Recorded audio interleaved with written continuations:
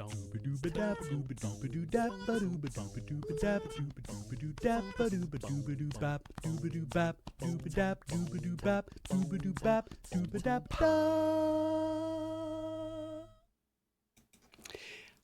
everyone. The microphone line is moving, so that means that I am indeed being heard. Well, at least I know I'm transmitting something. Hey. Oh my goodness. I'm Beej. Welcome to a bonus stream. We're doing another Beej's Anime Roundup. This time it is 2023 autumn. It's nice to... Oh my goodness. Yeah, that's okay. That everything is fine.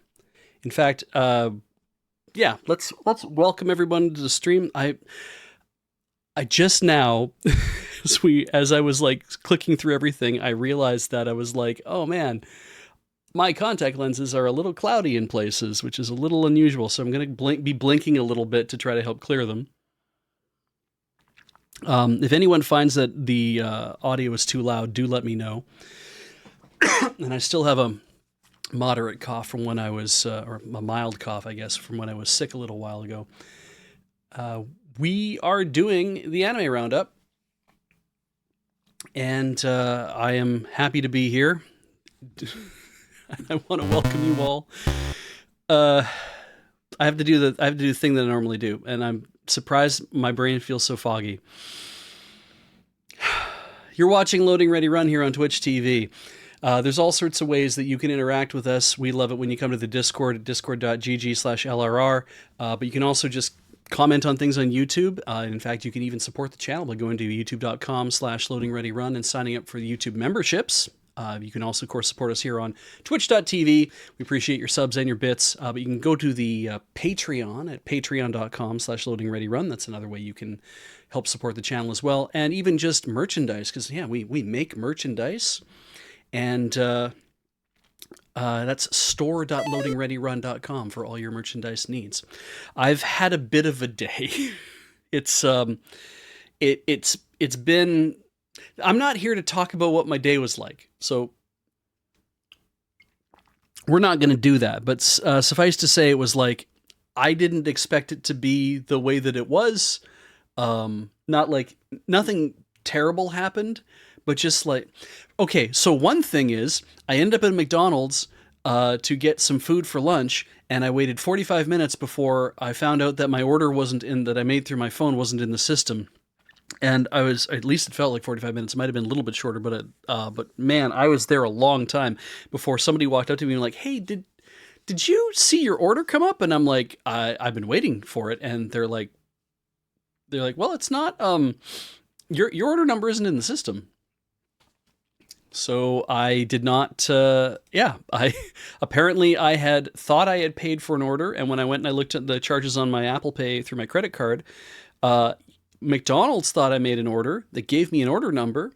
They didn't charge my credit card, and they didn't file an order anywhere. And I'm like, I don't know how you do that, because I literally authorized with my face on the phone. I authorized with my face to make a payment, but it did not go through. And so I just was sitting there like waiting for them to call my number, and it never happened.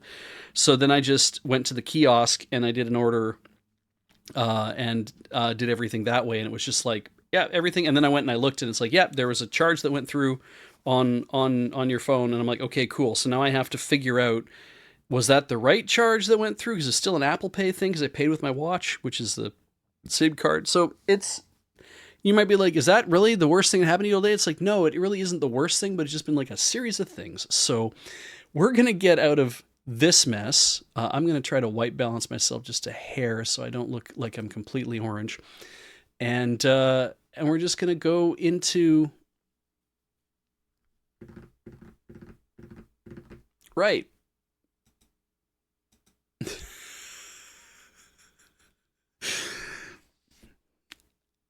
Right. We're going to go into the thing where I show the window.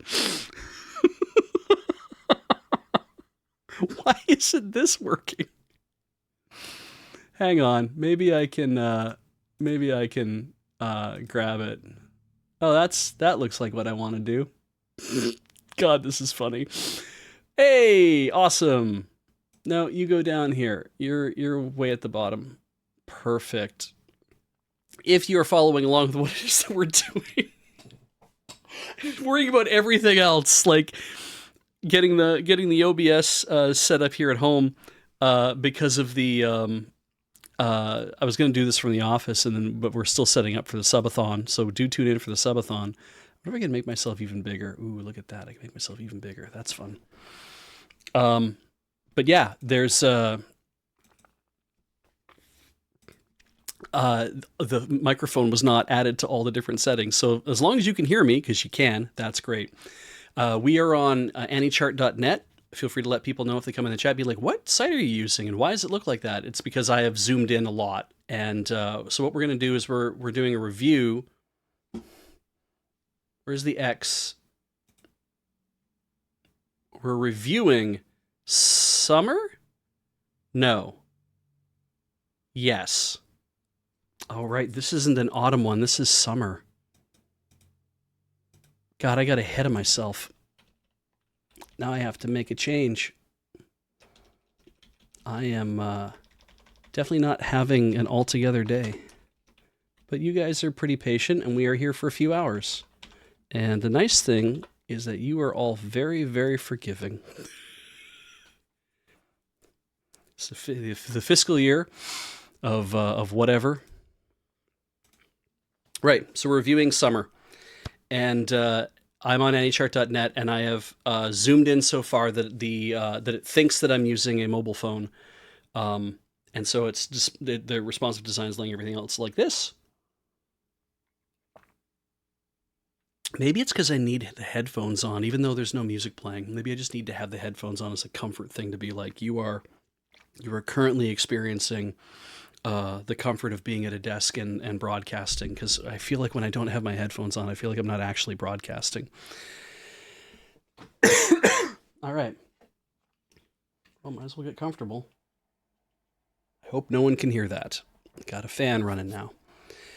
Let's start with AI no Idenshi. Didn't watch it. That was really easy. It's smooth start. Ayaka. Didn't watch that. Bang Dream, it's my go. Didn't watch that either. This might be a pretty fast season because, like, again, I'm only reviewing the stuff that I watched. Bleach, Senen Kessenhen Ketsubetsutan. I did not watch. I don't watch Bleach. Hey, it's the 5th season of Bungo Stray Dogs. I am not watching that, so we'll move on to the next one. Cardfight Vanguard, Will Plus Dress Season 3. Didn't watch the first 2 seasons. Move on. Dark Gathering. Didn't watch that either. Dekiru Neko Kyo mo Yutsu. 3 oohs in a row. That's pretty good. Dekiru Neko Kyo mo Yutsu. This was really fun. I did watch it, and it was very fun. It is very... It's a lot. Like, when you start watching it, you'll be like, wow, boy, I've formed some opinions about Studio Gohans. And I think we talked about them on the preview because everyone had kind of seen, like, what is this going to be like? And yeah, the Studio Gohans for this season did 2 series that the introductory episode was absolutely batshit in terms of constant 3D animation. They basically designed all these spaces, and then they designed these cameras to just like move around constantly and fly around the space and just show everything that's going on. And it's like, it is too much.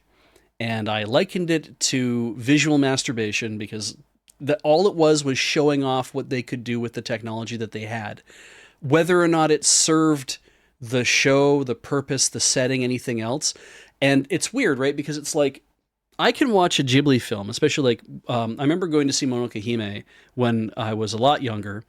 So I would have been in university at the time. And being very impressed with what I was watching. Like, you sit there and you're watching this, it's 2D animated stuff, and it's just, you're watching all these things happen and feeling like, wow, like I feel like I'm there. I feel like I'm watching something very well made. And back then, as we were seeing the evolution of animation and like, 3D animation getting better and better, because I think Toy Story would have definitely been out by that time and some other things as well. It's like, right, we're seeing 3D animated films be developed and get more evolved and just like really feel like it was really feel like those movies were like that's where the forefront of like we know this is where the animation is going, is that 3D seems to be tackling all of that kind of stuff. Uh, it's like that's where the whole industry must go. Like, I'm sure that must be it because that's the most exciting thing for people to be working on, not just doing cell animation stuff. And then since we've had some kind of the renaissance of, 2D animation and hand drawn animation, all those things are also very special and very interesting too. And the more you can, there's nothing wrong with that art form, and that those things aren't necessarily going to die out immediately. But also but watching like Mononoke Hime and being really impressed with this is the forefront of what 2D animation can do. Like we're at this level where you can do amazing things, and yes, you have to dump a ton of time and a ton of money and like do all that kind of stuff. That feels great because it's like, man, like, and it never took you out of the experience. It felt like if you could take an anime that you were watching, like television anime that every week there has to be a new episode of something out. It feels like those shows that you love could be elevated to the cinematic level. There's nothing holding that back, right? Other than money and time. And the slicker that the tools get to do 3D animation and to simplify that, obviously there's that idea of like, well, this will, help improve the production of television animation. It will probably also help, shortcut a lot of things, not just for TV animation, but for like movie animation or ONAs and stuff like that. You can make really high quality looking stuff, but you can do it on a budget.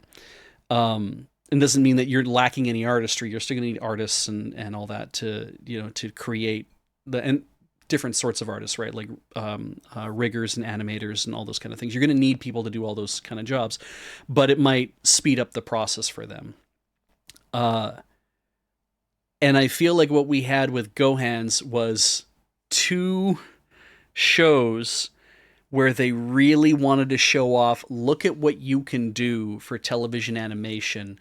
And I'm like, but they feel like tech demos. They feel like the shit that used to come with a 3D, like a 3D effects card or like early ATI cards and stuff, where it's like, we need to show off like the coolest stuff you can do with this video card. So we're going to play this tech demo, but no game could ever achieve this because the tech demo has been optimized solely to do just the one thing it's doing. And it's meant to work only with this one card and only work in this one way, that kind of thing. Or like the way 3D, like a lot of 3D benchmarking software and all this kind of stuff just really felt to me when I'm watching. I'm like, wow, you opted, rather than trying to make it feel meaningful and to make it feel like, holy shit, I'm watching something that's cinematic, but I'm watching it every week on TV. Instead, you dumped a ton of effort into into your first, maybe even your second episode. I don't quite remember if the second episode of Masterful Cat was like this. Or you spent all this time jerking off, and I don't care. Like, if it doesn't serve the story, and watch the opening for both shows, it does not serve the story at all. You could have way simpler intros that are and there have been way simpler intros for other shows that are way more affecting, that are way more interesting, that are way funnier. All it is let's show you what we can do. And that's what disappointed me the most. But you'll be pleased to know that in both cases, for Masterful Cat and for The Girl I Like Lost Her Glasses, they calmed the fuck down. And that was important. And I haven't finished The Girl Like Lost Her Glasses. We'll talk more about that in a bit. But Heather and I watched this together, and we did enjoy it. I don't know if it was an original story or not, but it was a lot of fun. It was very interesting. It was very goofy, and the only complaint I really have about the show is that it, while it is kind of the same thing over and over, because it is meant to feel, it is obviously more of the gag anime style, not like really like gag anime, but kind of like we are locked into into a reality. We are Simpsons level logic here, right? It's like we are locked into the way the reality has to be, and we can't let anything upset the reality. So we'll let a couple things cause tension, but for the most part, we're not going to have any sort of change in the characters or change in their situation or anything else. And therefore the tension doesn't grow or change. And there's obviously real tension, right? There's this giant cat that is intelligent enough to be able to make Saku lunch and stuff. Like Yukichi can do all this stuff, and is very proud of himself for doing it. And he can go shopping at the supermarket and everything. And people wonder, and there's like those moments of tension. You're like, well, that's fine. We can resolve it in different ways. I'm like, we don't get the ET thing of like, you keep a giant cat that can do these things at home. We're taking them away and going to cut them up and figure out how to make smarter cats. Like, it's like, no, that's not going to be, none of that's happening ever. This is a slice of life comedy series. And I am very happy with it. I really had fun watching it. I think Heather had a lot of fun watching it too. If they made a second Kur, that would probably be fun as well. It would be nice to see a little more evolution of the story. It would be nice to see maybe like a love interest, because it seemed like they were teasing a love interest and then they never decided to do anything about it. And at all, like they really dropped it quite early. And I'm like, oh, okay, this is just what it is supposed to be, is what it's supposed to be. I just wish that they could have, if they ramped up the story a little bit more, I think that would have really put it over the top for me, as like, this is an excellent show. But as it is, just a really fun, good show. Let us move on. Au Kyoshitsu. Did I watch this at all? No, I did not watch this at all. I'll move on to the next one. I should, and you know what? I forget to do this at the top of the show. I should have notes for these things because then I'll remember. The rules we have here for the anime roundup is, for one, if I didn't watch something that you watched, don't take that as like, oh, you clearly, your tastes are garbage and mine are supreme just because I have a forum to be doing this on. That ain't it at all. I have some shit tastes. But also, I also have some, I've been watching anime for over 20 years, and I feel like also I have refined those garbage tastes. And it's like, there's a lot of stuff that's really good that I like as well. And there's also things where people are like, oh, there's a lot of really good stuff that, clearly I like it, so it's good. And it's like, so don't think that if you've watched a thing and it was like a masterpiece and I didn't watch it, that there's something wrong with me, or that you're better than me. You're not better than me. Get fucking honest. We both like anime. Like this, we have to kind of like. All I'm asking with people, it's much like when it comes to smut, right? We have talked about this before. I'm a fan of smut. Not everything I watch is going to be smut, and not all the smut that I like, or rather, not all the smut that I've seen is stuff that's actually even good and that I've even ended up liking it. I've been like, wow, this kind of, that was no good. So don't fool yourself into thinking that you have the most evolved taste or anything else. There's always going to be stuff that's probably very base that's also really fun for you. You should love it and you should enjoy it. Don't ever let your tastes get in the way of you trying to enjoy something. I guess kind of a thing. Don't let other people tell you that your tastes are wrong or broken or whatever, unless they're like really harming you or other people. But also, don't flaunt your tastes to other people and expect them to be like completely okay with all that stuff. It's the same kind of idea of like, don't put a collar on someone and walk them around downtown as part of your whole BDSM kink. You're not supposed to pull other people into your kink like that. That's kind of not okay. So you can be a fan of smut, you can be a fan of trash tier anime, that's all fine. Don't try to be like, if you don't like the same thing that I want, then I'm just going to keep shoving it in your face until you like it, because that's not fair to other people. We have to let people like what they like, and that's okay. All right. And yeah, so much stuff is made and translated these days that that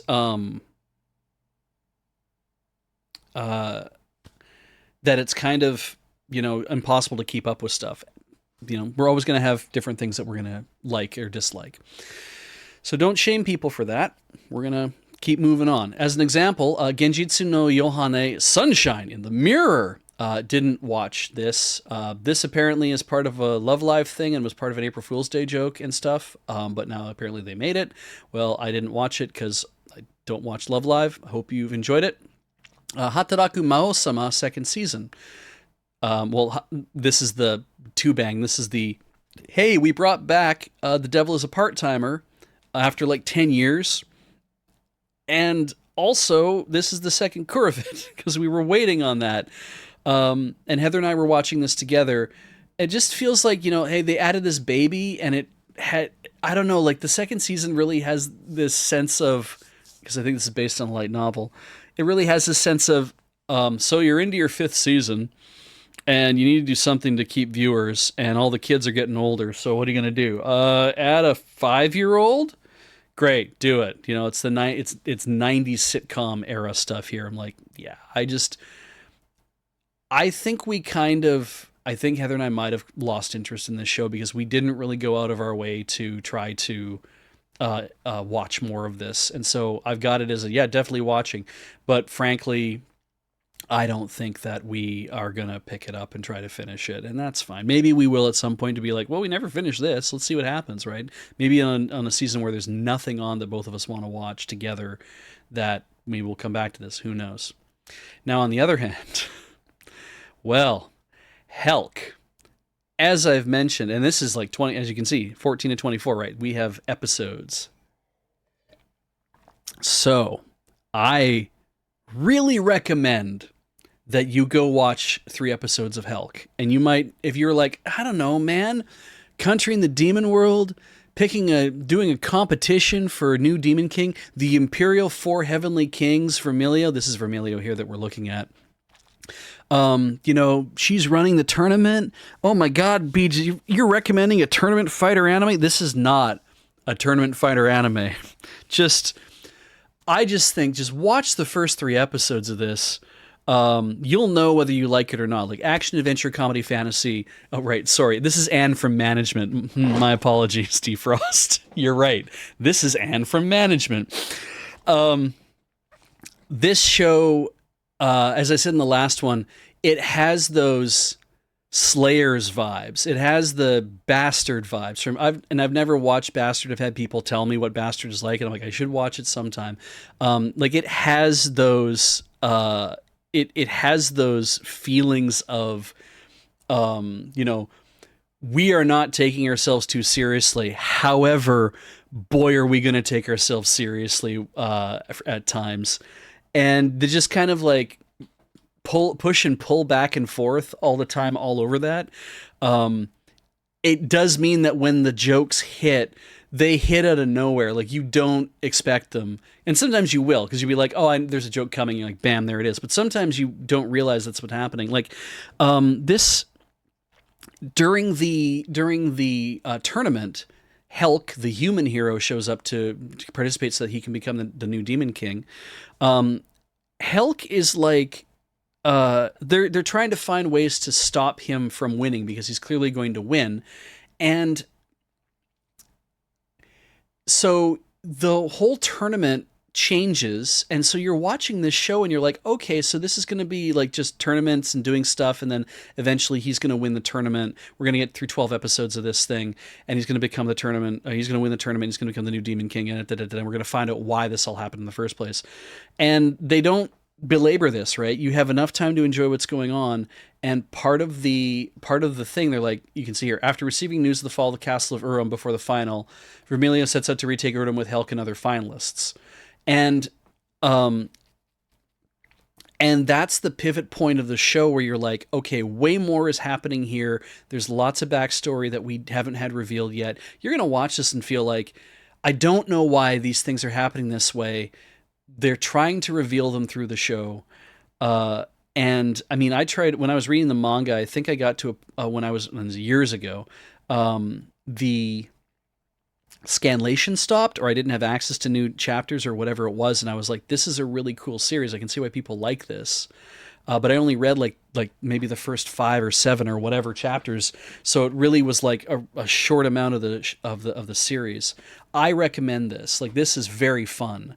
And if you don't like this kind of show, though, I mean, like I say, this is the 3 episode test show where I'm like, do watch it just to find out whether this is your kind of show or not. It may land with you. I think there's a very few people that it won't land with, and if it doesn't land with you, again, nothing wrong with you. Just means that obviously it doesn't suit you.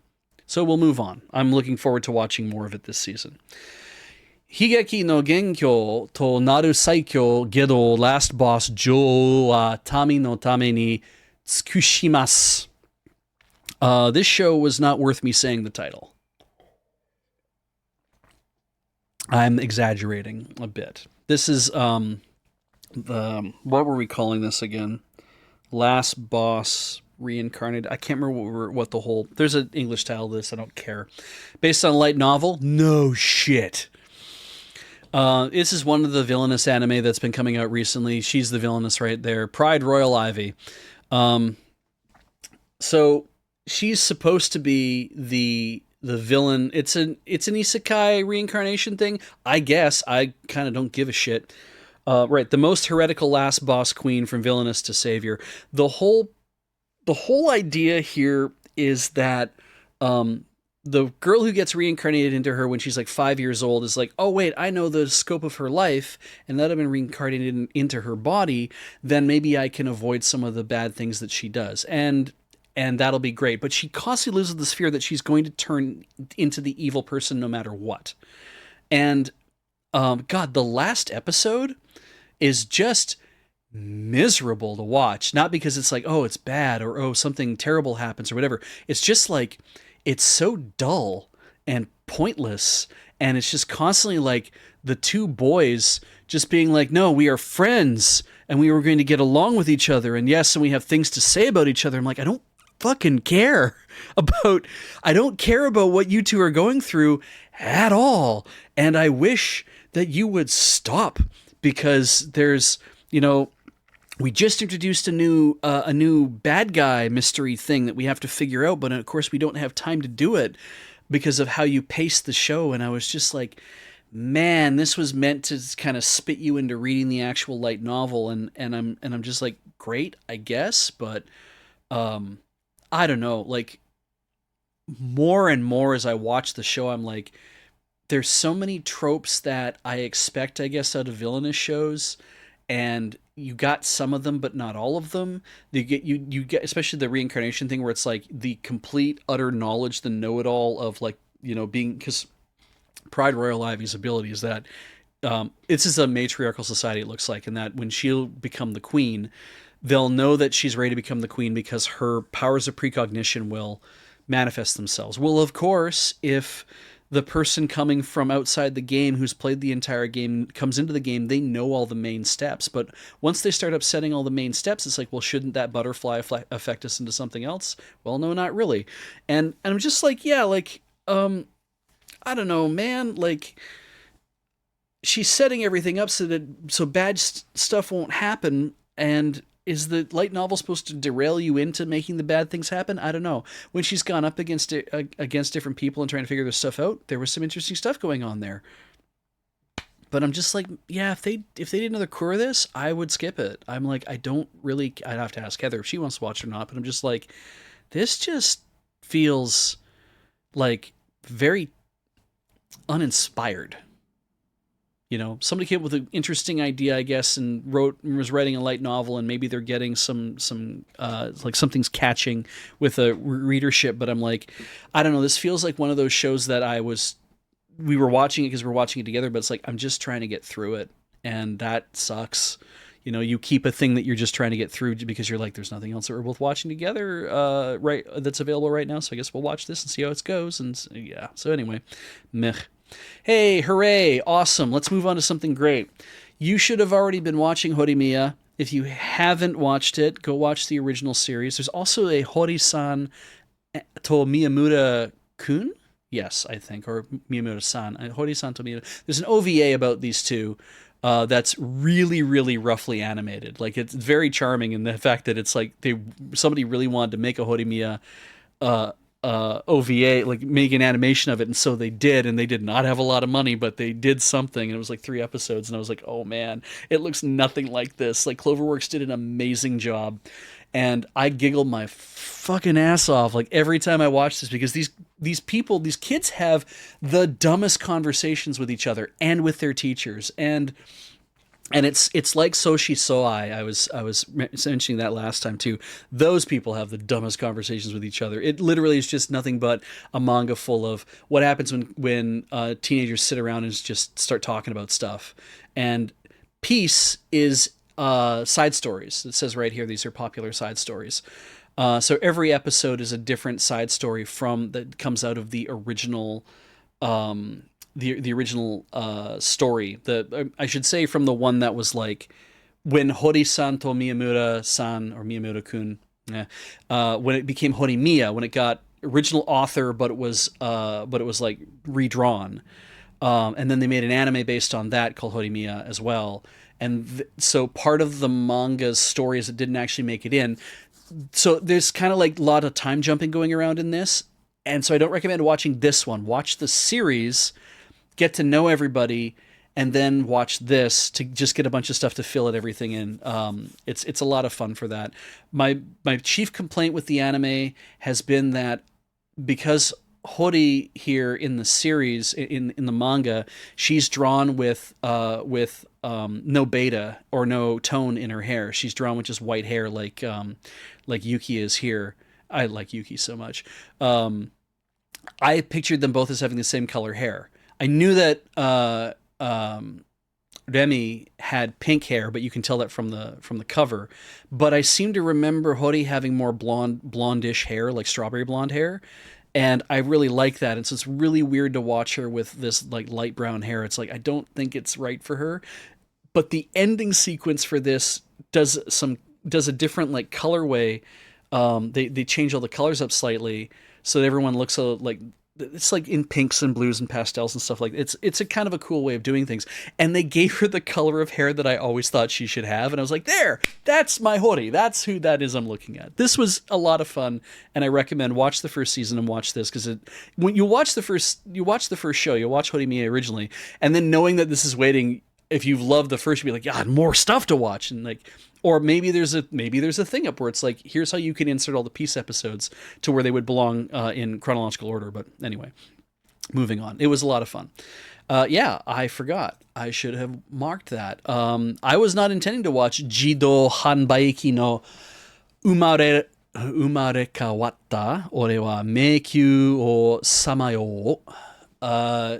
This is reincarnated as a vending machine lost in a dungeon, and maybe all the cute girls will come save me or some shit. It doesn't matter what the title is. It's just vending machine isekai. Dumbest idea I've seen for an isekai. Maybe not the dumbest idea, but a really close thing. Obviously a light novel, given that title. Holy shit. This is really fun because it knows how dumb it is. And yes, like no matter what, he always turns into a vending machine of some sort that will help whoever he's with. I think you should totally watch this because it is a blast. It's really funny.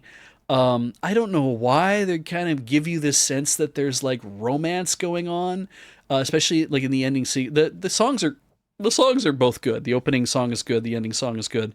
I skipped the opening and usually would skip the ending song, but sometimes I'd watch it. Just when I didn't want to listen to people sing about soup. But yeah, Lamis here, and then Hulimi and what's her name? Shui, I think, is the three of them are in like the end of the opening. They're at the end of the ending sequence, and the three of them are standing in front of Hokko or Boxo as they call him. Hakko, and then Hakko and Boxo as they call him in the English. The three of them are standing in front of him, and he's like vended out flowers to the three of them. And I'm like, are we trying to imply that he's building a harem? I don't know. This guy's just a dude who was a vending machine otaku. And so when he got reincarnated, he turned into a vending machine. And it is interesting to see how, in order for him to survive, people have to keep buying stuff from him. That's the only way that he can actually keep operating. Because at some point, if he stops operating, like like he has to also spend his own money to, I believe, to in order to restock, but he can spend those points on like giving himself new abilities, like being able to like widen his internal camera so he can see a wider thing, or yeah, it's giving himself audio capabilities, but he can only speak in the things that you would like. A vending machine can say hello there, or too bad, or you might win another one, and so that's all he can do. And so he has to like work out a means of communication using those things. It's fun. I just watch it. It's fun. I saw it go by here real quick. Somebody had said that this is getting a second season. Great. I'll be watching that one too. We'll see what happens. Moving on. Jitsu wa ore saikyou deshita. Did not watch this. Something about the idea of Haruto is reincarnated as a baby and is a prince, and he has a low magic level, but then he's been given the 1,000 times of magic by the goddess reincarnation. I'm just like, something about the thing of, oh, he was a shut-in, and then he was a baby, and then the baby was a prince, and the baby had no magic, so they got rid of him, but then he had too much magic, and it's like, I don't care. So I just, yeah, did not watch it. And then the baby had a gun. Yes, thank you, PMAverse. Yeah, I hope you enjoyed it. I did not watch it. But anyway, move on to the next thing here. Jujutsu Kaisen second season. Hey, did you know that MAPPA gave a lot of people, or I'm missing just maybe the animators who worked on Jujutsu Kaisen, an NDA, all of them to sign so that they wouldn't let people know about the shitty conditions they've been working under? I found that out recently. I don't know how true that is, but knowing what we've known about anime in the past, that it wouldn't surprise me that this is the thing happening. They had some responses. Somebody was like, instead of creating an NDA and having them sign it, why not simply improve their conditions? This is this whole like, hey, it'd be great if you could unionize, but I have no idea what union culture is like in Japan. But anyway, I didn't watch this because I'm not watching this. I hope you are enjoying it. Kanojo okari shimasu. Yeah. I want to say kaeri because I am used to that. So, Kanojo okari shimasu. Third season, didn't watch the first two. Girlfriend, I think is what I've seen it referred to as. Don't really care about it. Right. Level 1 Dakido unique skill de Saikyo desu. At level 1, my unique skill makes me the best or something. I watched this. Why? Because I'm reading this. Because one night I was just like, hey, I hate myself. Let's read some isekai. I was somewhere, it might have been something awful, and people were just being like, I'm reading this isekai now. It's pretty good. And I was like, all right, maybe I'll give it a shot. And it's, hey, look at the tags. Adventure, fantasy. What's missing? There's no ecchi tag. There's no slavery tag. Like, it's a guy, works at a black company. He's now all of a sudden in a dungeon, and all of his skills are rank F. You can find out by putting your hand in a magical crystal. Don't give a shit about that. But his drop skill, everything is S, which means that if he manages to kill something when it drops, that he always gets the best version, always gets rare drops, essentially. And then he slowly assembles a group of girls around him. Emily's the first one that he meets, and it seems like these two actually might have a relationship.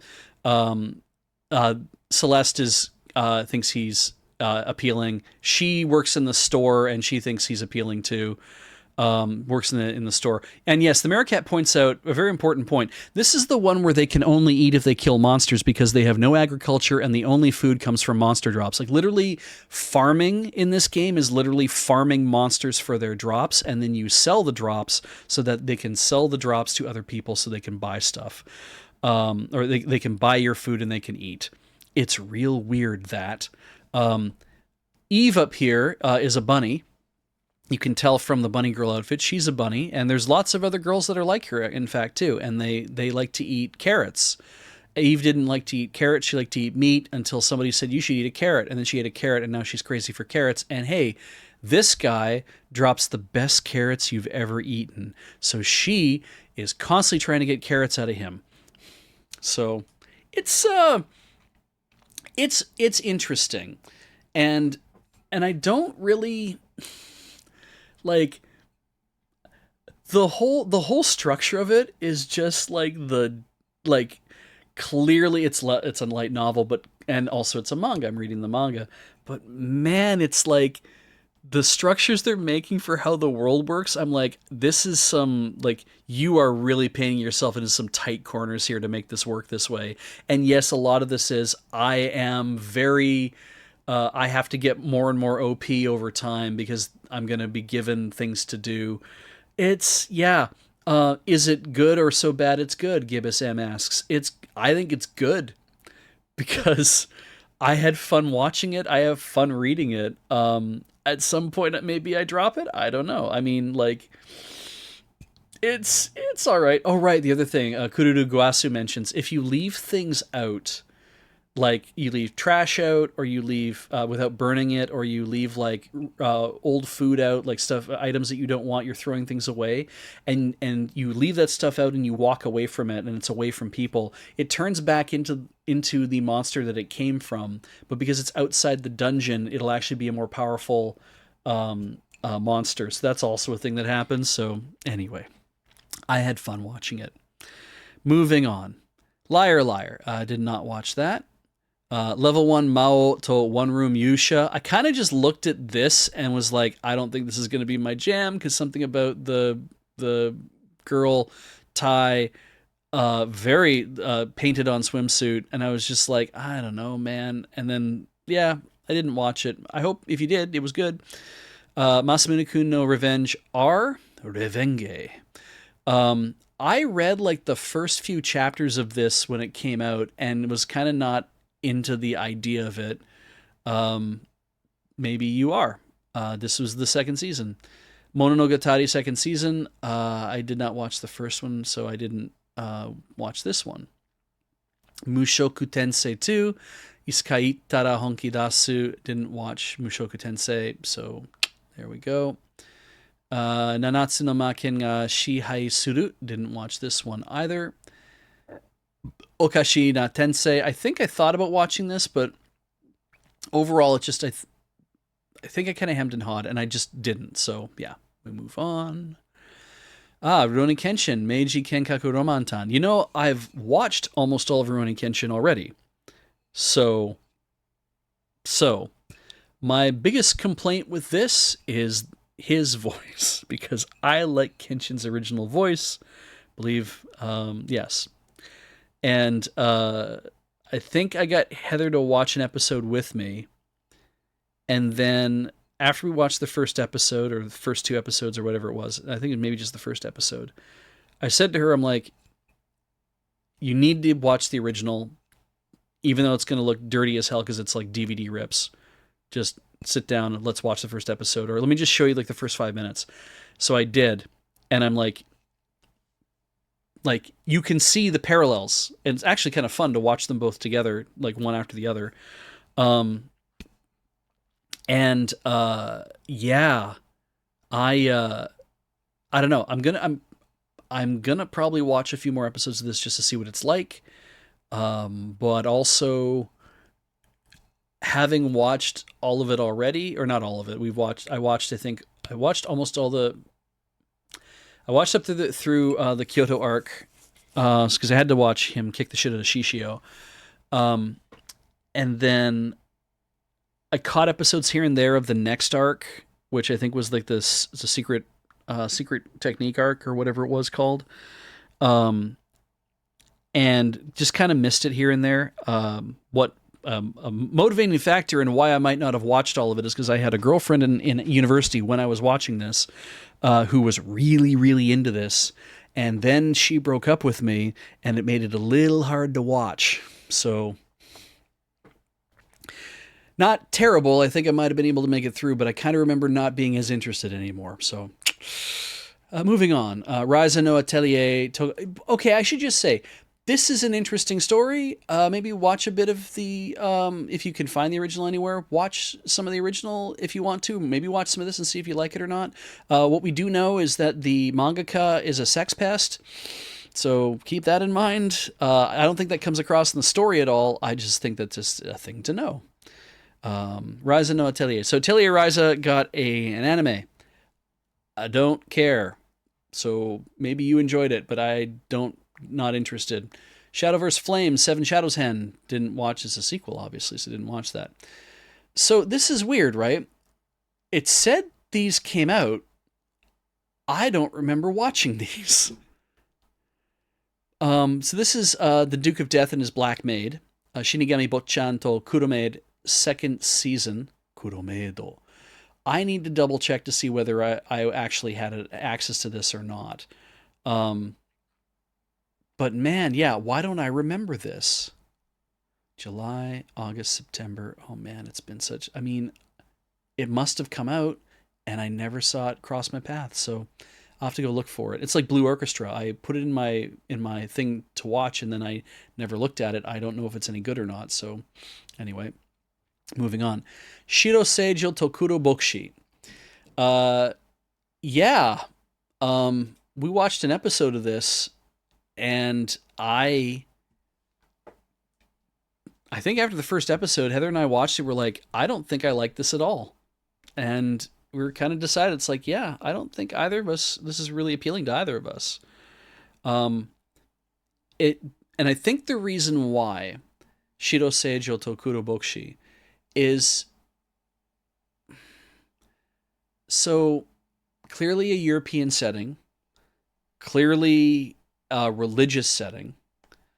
Clearly this idea of, the one they call Saint Cecilia. I'm like, okay, this is interesting that we're doing this, because you're clearly trying to have like Christian or Catholic religion or something like that. And I'm just like, you're doing that, but then why would you have saints? I'm having a hard time kind of squaring the circle. I don't know what that's all about. But also the idea that, she becomes totally hopeless. Like, everyone thinks she's elegant and composed, and she talks to people and shares her wisdom and stuff. But then at the point that everyone leaves her sight, that she just drops the whole thing, and she's like, I want to lay around all day and not do anything, and I want to do it. And I was just like, have I gotten to an age where I'm like, I kind of can't take that personality? Because, I mean, I have that thing too of like, some days I just want to lie around and really not do anything. But I don't know, something about how it was portrayed. I'm like, I think it's supposed to, obviously it says romance. I'm just like, man, I don't know, just the subject matter intersecting with the attitude and everything else. I'm just like, I don't think I'm that interested in any of this. So after a first episode, I think we just like, I don't think this is what we want to watch. So anyway. So moving on. Spy Kyoshitsu, second season. I don't think I watched the original. Yeah, didn't watch Spy Kyoshitsu to begin with. So, didn't watch that. Sugar Apple Fairy Tale Part 2. Didn't watch the first. Moving on. Tsuki na ko ga megane o wasureta. Here's the other Gohan's one of the season.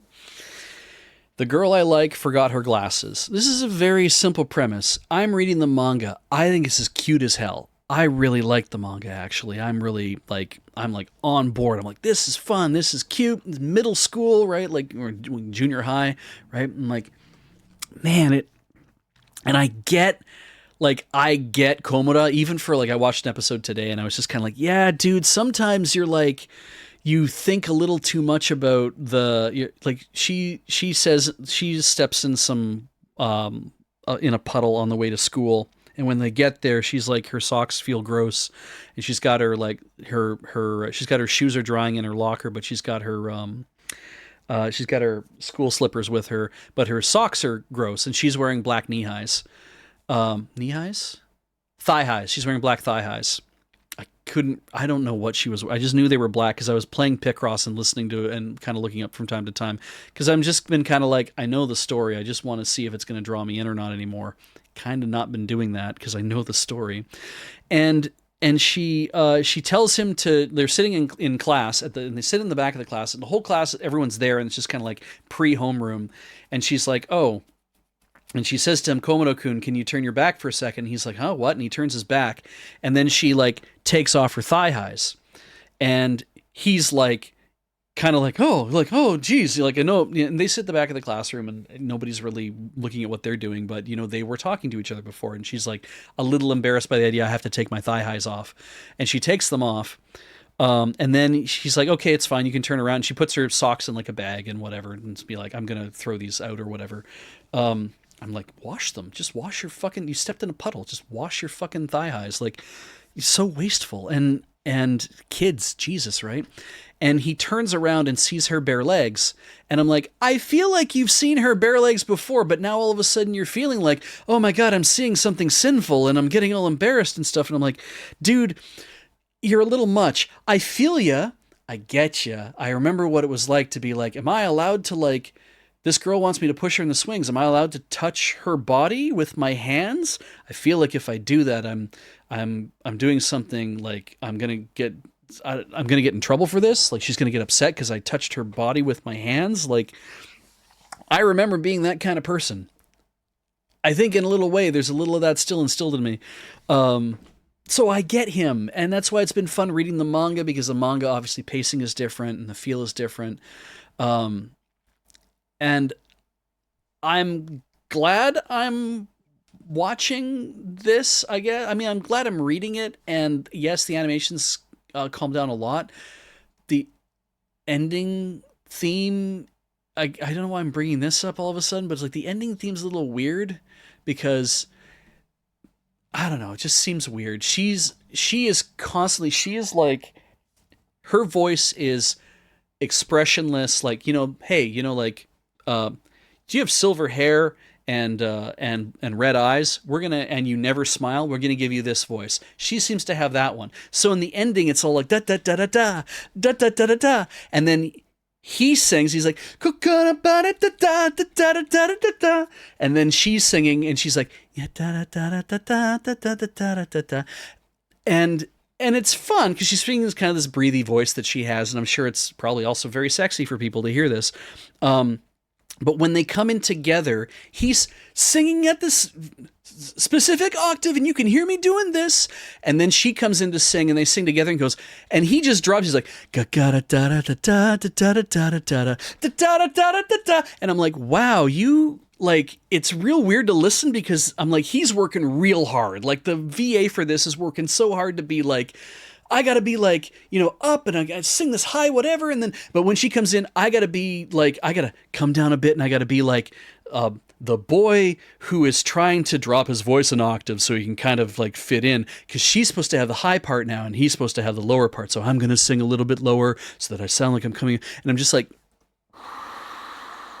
if I'm spending all this time concentrating on that, if that's a thing, I'm not enjoying the song. Also, it sounds an awful lot like a couple songs I've heard before, like Downtown. Mai Sakamoto did a cover of that years ago. I really liked it. And they use it for a specific anime series, Tamayura, I think, whatever. But it was just like, the fact that I'm hearing this and I'm processing this, and I'm just like, I hate that I'm processing this, because I'm just supposed to enjoy the song, but I can't, because it's just such a weird thing to be hearing. Anyway, I think the manga's a lot of fun. You should read that. The show, I'm kind of forcing myself to watch. I haven't watched the rest of it yet. Don't know what that means. Since we're on Gohans anyway, the one thing I will say, it seems like there's a lot more animation in this than there was in Masterful Cat. Masterful Cat is a lot of fun, and also its opening theme is a banger. Its ending theme is also pretty good, but reminds me too much of Jason Mraz's I'm Yours. So, whatever. Moving on. Sin Duality Noir, didn't watch it. We'll move on. We're at 6 o'clock already. I'm going to have to take a break. I can probably get through all the series and we can take a break. So let's do that. Raid. Hi, Raiders. Nice to have you. Temple. So I have this in my... I have this in as it was a watch, because this is by the same mangaka, if I remember correctly, who did Grand Blue. I believe that's the case. And I remember this being very ecchi. Like, I was like, yes, right, there's lots of like skin on display, lots of cleavage. Like, I mean, look at, we we got big boobs and we got boobs on display with and boobs in the back, and it's like, and everyone has, all the ladies have boobs. There is a boy who fits in this somehow, an 18-year-old dude, right? Fits in this. And yes, it is classic harem feel, but it is Love Hina kind of feel. You're not supposed to be here. You're not supposed to be part of this whole thing, but you're here, and I guess we have to accept you, so we're just going to have to deal with your being here, that kind of idea. And I love Grand Blue because it's, I won't call it Grand Blue Dreaming. I just like calling it Grand Blue. I love Grand Blue because it is super dumb. Like, it is, the guys are constantly nude, and they are getting up to the dumbest shit, and they make the best faces, and I have giggled my ass off reading it so much. And this, not so much. I feel like it's, I feel like I'm getting, like, titties shoved in my face so much, and I've only watched, I think, the first 2 episodes, and I was just like, and then also, in the ending sequence, like, what is she? I don't know, let's say she's 12. I can't remember her actual age, but she's the youngest one in the family, and they've got her in, like, lingerie in the ending sequence. And I was just kind of like, what the fuck is this? Like, what are you doing? Like, I know there's bits of whatever, like, she's supposed to be, she's also the non-affected one, right? She's the one with that, I've got red eyes and silver hair, except it's purple, and I never smile, and I have that voice, and I'm like, yeah, you're that one, but you also then say stuff that's kind of outrageous, and that's too, and yeah, a Rudy, I guess, is kind of the way, is maybe the way to look at it, more of a Rudy than like a Ray, but more of, I can't think of I mean, Henjo is an example of that. I don't know who's reading Henjo. But anyway, I was just like, why did you do that to that character? That's kind of not okay. I don't like that. And in fact, I think it's enough to tell me to stop watching this. So I think I'm going to watch a 3rd episode of it and see if it actually, because I think what happened here is I tried reading it to see if it was actually going to go into more like Grand Blue hijinks and stupid shit, but just have boobs in it every so often. And I think I dropped it. So maybe I should just drop this show as well. I might just do that. Where's my mouse? There's my mouse. Yeah, good. I came to a decision. I'll just pass it. All right. We're going to keep going a little bit further here, obviously.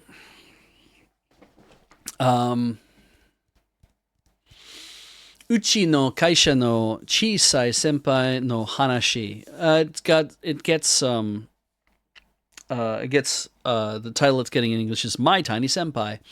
Chisai senpai is kind of that whole thing in here, and I think it's like, I think the scanlated version of this, or the literal, is like a little different, because it's like, my senpai is tiny and cute, or something along that line. This is Fluff Central, as Jibbis puts it. Yeah, story of a small senior in my company. Thank you. I was trying to think of how it keeps getting translated, but there's a spin-off of this. These two are married. There's a sequel. Don't worry. Done. There you go. Now you know how it ends, and you can go read the sequel, and you can watch the two of them be super cute at home with each other. And guess what? She's a senpai, so naturally, she quits her job and becomes the housewife, because you can't have two people work at the same company, because that would mean that then you'd never have babies, and my God, we have to get that birth rate up. It's just like, fuck. We're doing that again, are we? I'm reading this. It is, we put her in dog ears all the time and like all sorts of stuff, and make her very she's got big boobs and she's super short, and she gets no respect, and she's very cute, and it's just kind of all over the place in terms of, like, I don't know how I'm supposed to feel about anything that's going on in this story, but Jesus. But yeah, this is another one of those, hey, do you have time to watch this? I'm like, yes. Do you want to watch it? No. I don't really care. The manga's just been fine enough, and I'm like, I guess that's the thing, is that if I read so much manga that to me is just kind of like, this is fine, this eats up some time at night when I need to read a thing, I need to read a chapter or something, I'll just read this, sure, whatever.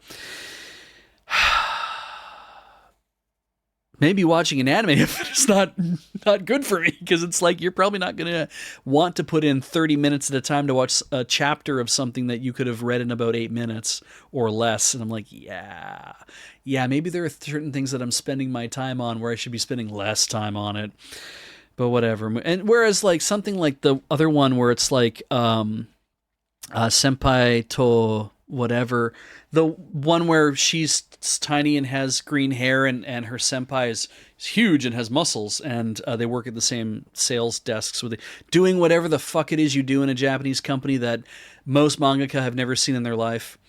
That one's fun. It also has multiple couples, and also I've been reading that one, and that I'm way ahead in that one. But the manga or the anime for that one was actually kind of fun. I liked it. Right? This, I don't know, just never really seemed to kind of line up for me for some reason. So the joke in our house is basically that nobody has any idea what goes on in any Japanese company. VOOF, you've actually, I think, kind of nailed it. Most companies or Japanese companies are mostly about faxing papers to each other. I said to Heather actually the other day that I was like, we always see the companies where it's somebody is saying like, yes, sir, yes, I will get you those. I will get you that quote for sales figures in an hour. And then somebody says, I'm screwing up the account. Oh no, you put the wrong numbers in the thing, and we mailed it off to the client, and now the client is mad. And it's always people who are working with clients who have to mail them numbers and have to sit there all night typing stuff. And I'm like, who we never see is we never see the story of the client who is just always mad because they always get the wrong numbers from people. And I'm like, that's the company I want to have. I want to see an anime about that, about like a romance that happens at a company where they're just constantly getting the wrong shit sent to them, and they're having to like, what are we supposed to do with it? We're trying to buy things all the time, and we have all this money, and it's like, what do we do with this stuff? It's like, I don't know, but if we don't buy it, the whole fucking system falls apart. So yeah, I'm getting like, I know that we have a problem here in North America that whenever we do a series about something, it's always, hey, are you a policeman or a detective or a firefighter or a nurse? Those are like the specialty things we can always like lock in on to kind of do stories about. I brought to this idea from seeing somebody bring up nurses and stuff in Eastern Cave of Wonders, mention nurses. Like, we have that problem that we can't seem to get away from. It's like, are you a first responder? Well, then there should be 20 goddamn dramas about you. Are you a doctor? Well, we should talk about what it's like to be hit by a helicopter. Like, it's like, nobody does like this kind of generic office shit. Because, like, The Office was about people working in, like, a box company, right? Like, I never watched The Office, but it's like, but they defined what it was. Like, you knew it. But anime doesn't do that. They don't give a shit about what you do. And I think, like, it's like, yeah, it's a paper company, thank you. I just assumed it was a box company. But, yeah, okay, they're a paper company. And it's just like, yeah, at least they defined that stuff. And yeah, I would love to see also an American show about like, it's time to go off to work, and I do things at work, and now I'm having an office time with my person who does the office stuff with me, and what do we do here? Sales. What do we sell? Products. What's your job? Imports. Like, it's just so, I hate that shit. Yes, somebody on ER got hit with a helicopter twice.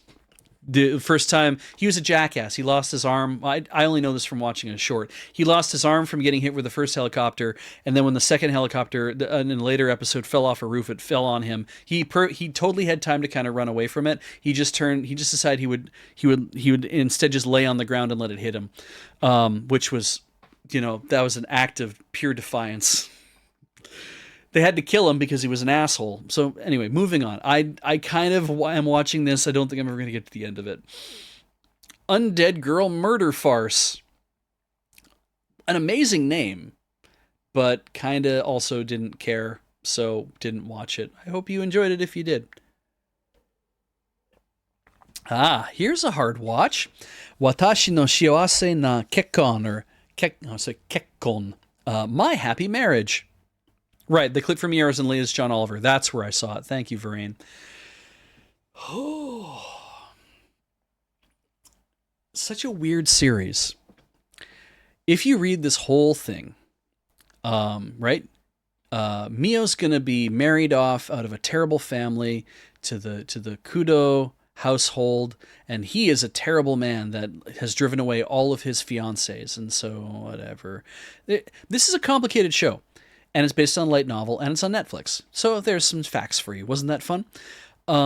Somebody tagged all posts about Meiji's porous meow meow. Yeah. You really do feel for Mio, because the first few episodes are basically just constant shit and abuse. And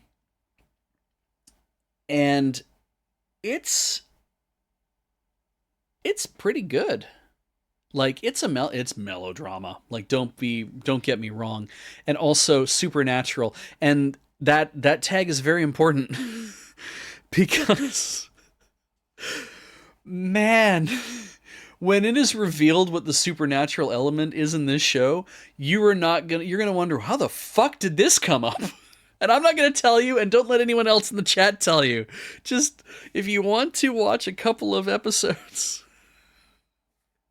to the point where you see what the supernatural element is, it's like, what the fuck? Like, it's yeah, Heather and I were very surprised, caught off guard by it, and the fact that I'm telling you this means you will be less caught off guard by it, but it was still really funny to us because it was just so unexpected. So anyway, yeah. Oh, right. 4 episodes in and there's no supernatural element. Yeah. Okay. Lurker Spine. That's good. I'm glad. Awesome. Okay. So yeah, you have to watch more of it to really get there. But yeah. Anyway, yeah, I liked it. It was good. We liked it. Yume Miru Danshi wa Genjitsu Shugisha. All right. I think I got the meter right on that thing too.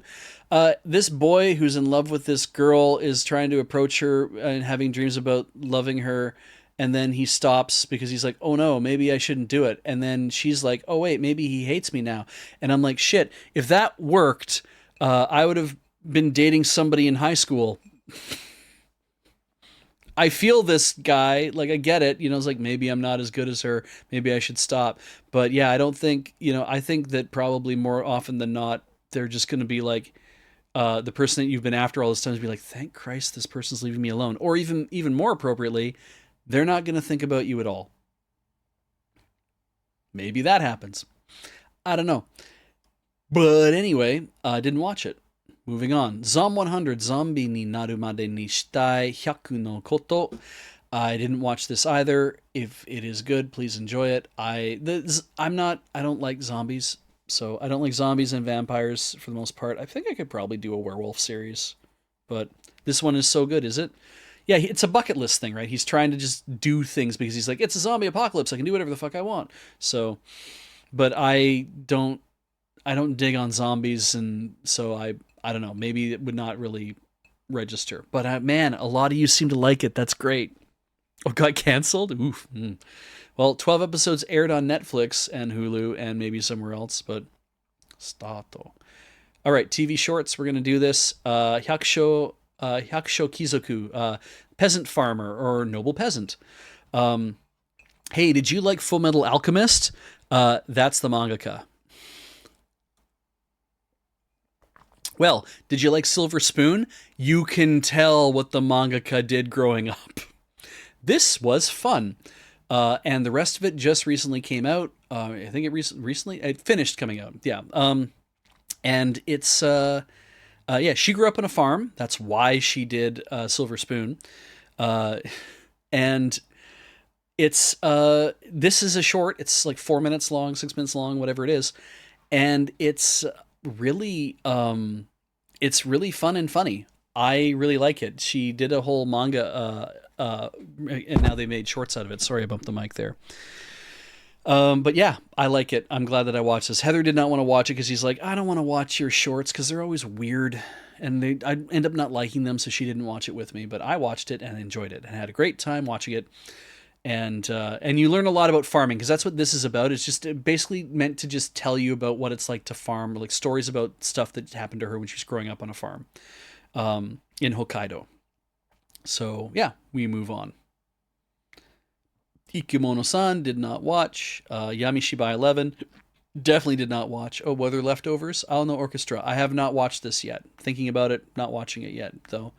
Bosanimal was still whatever this is. Didn't watch that. Didn't watch Eden Zero second season or Mamikichi Mamiko ni no Nichijo 2 or Mix Meisei Story second season Nidome no Natsu Soro no Muko e because I don't have the thing for that. But I did watch Niehime to Kemono no O, Sacrificial Princess and the King of Beasts.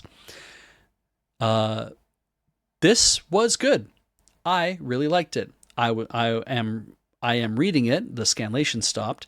Um, the more problem not problematic, the tenser bits of the story happen the second season essentially, where it's like we need external influences to kind of screw things up for people.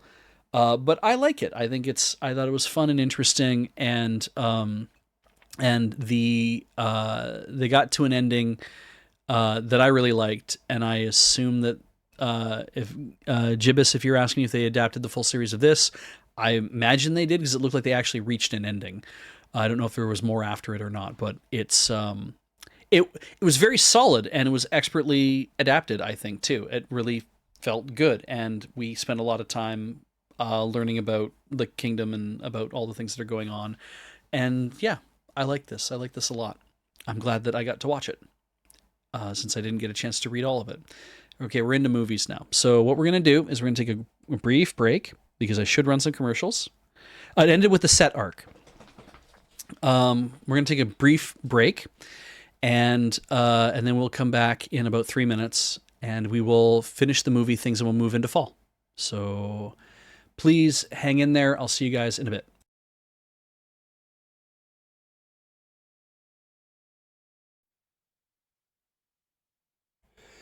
And we're back, and we have audio. That's very good. Welcome back to Beej's Anime Roundup here on Loading Ready Run on twitch.tv. I believe all of the anime roundups, I'm seeing a question in chat about where do these actually go when I do these. I believe they're all on youtube.com/loadingreadylive, which is Loading Ready Run Streams channel. Yeah. So, oh, look at that. People have gone to go look and pull out the playlists and stuff. So yeah, they're they get up there. What's been very handy recently is a lot of, as long as we all behave what the conventions are when we're doing a stream, and Heather's going to have to help me with this one tonight because I don't actually know how it's supposed to go. We have a tool to help us. We have a tool called Axe Hand that Joe Trollo has significantly improved for us, where streams are automatically ingested, chopped up according to like removing commercials and other things that are part of the streams, and then uploaded, tagged, described, all the things that you would normally do to put stuff on YouTube. All that stuff's kind of put in place and then left in the back end for Heather to approve or disapprove, or approve or deny. She gets to go in and she gets to see if everything's done properly, or she can make changes to stuff. And yeah, Joe did a lot of work writing this very cool thing, and I love it. Like when I see it in action, I'm just like, man, this thing is cool. It has definitely taken a lot of the workload off of Heather, which is very important to me. It still means that she has oversight of everything, so she gets to decide whether or not everything's been, like, things are done properly or entered in properly or whatever. And every so often, yeah, we run into a problem and she has to then do some manual work. But it's like before, during the pandemic, when she was manually editing every single stream we were doing to make sure it would go up somewhere, because Axe Hand couldn't process because people were streaming from home. We didn't have the tech setup at everybody's house to be able to do the things that we needed in order for Accent to work properly. So she just kind of did all that by hand for years.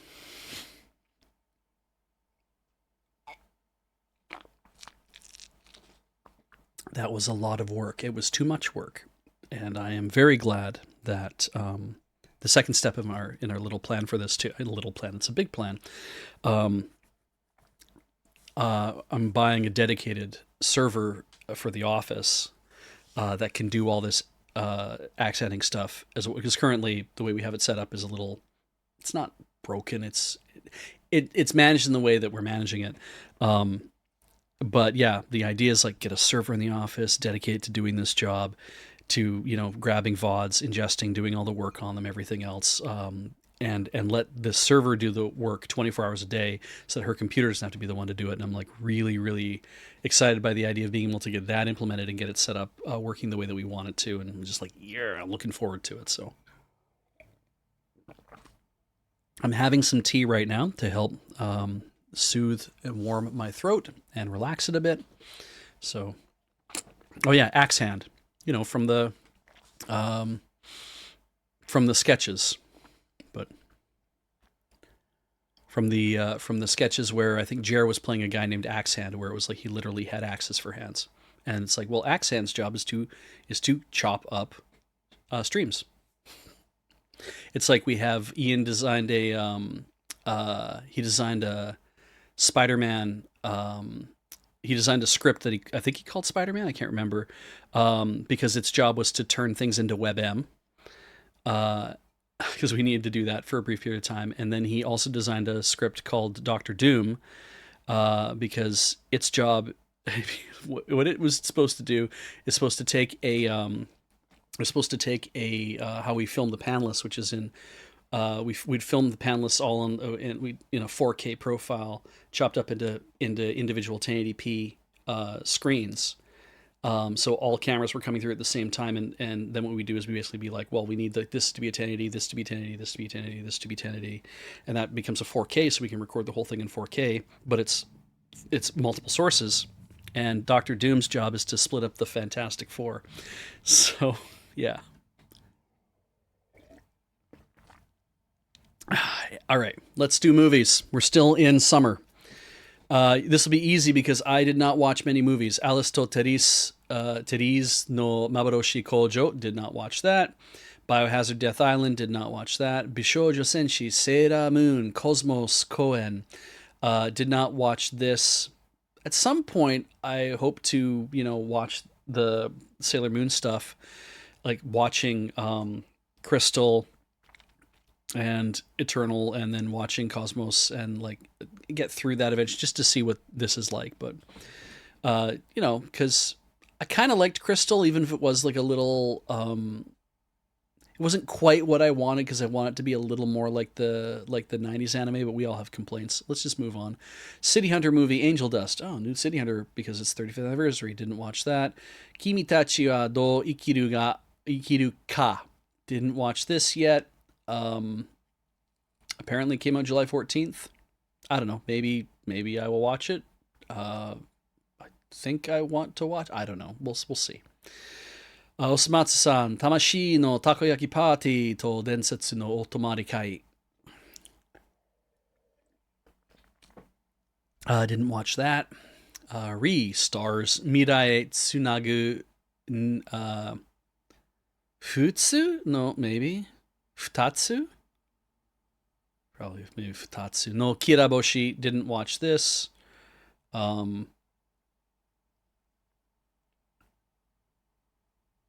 Yeah, didn't watch this.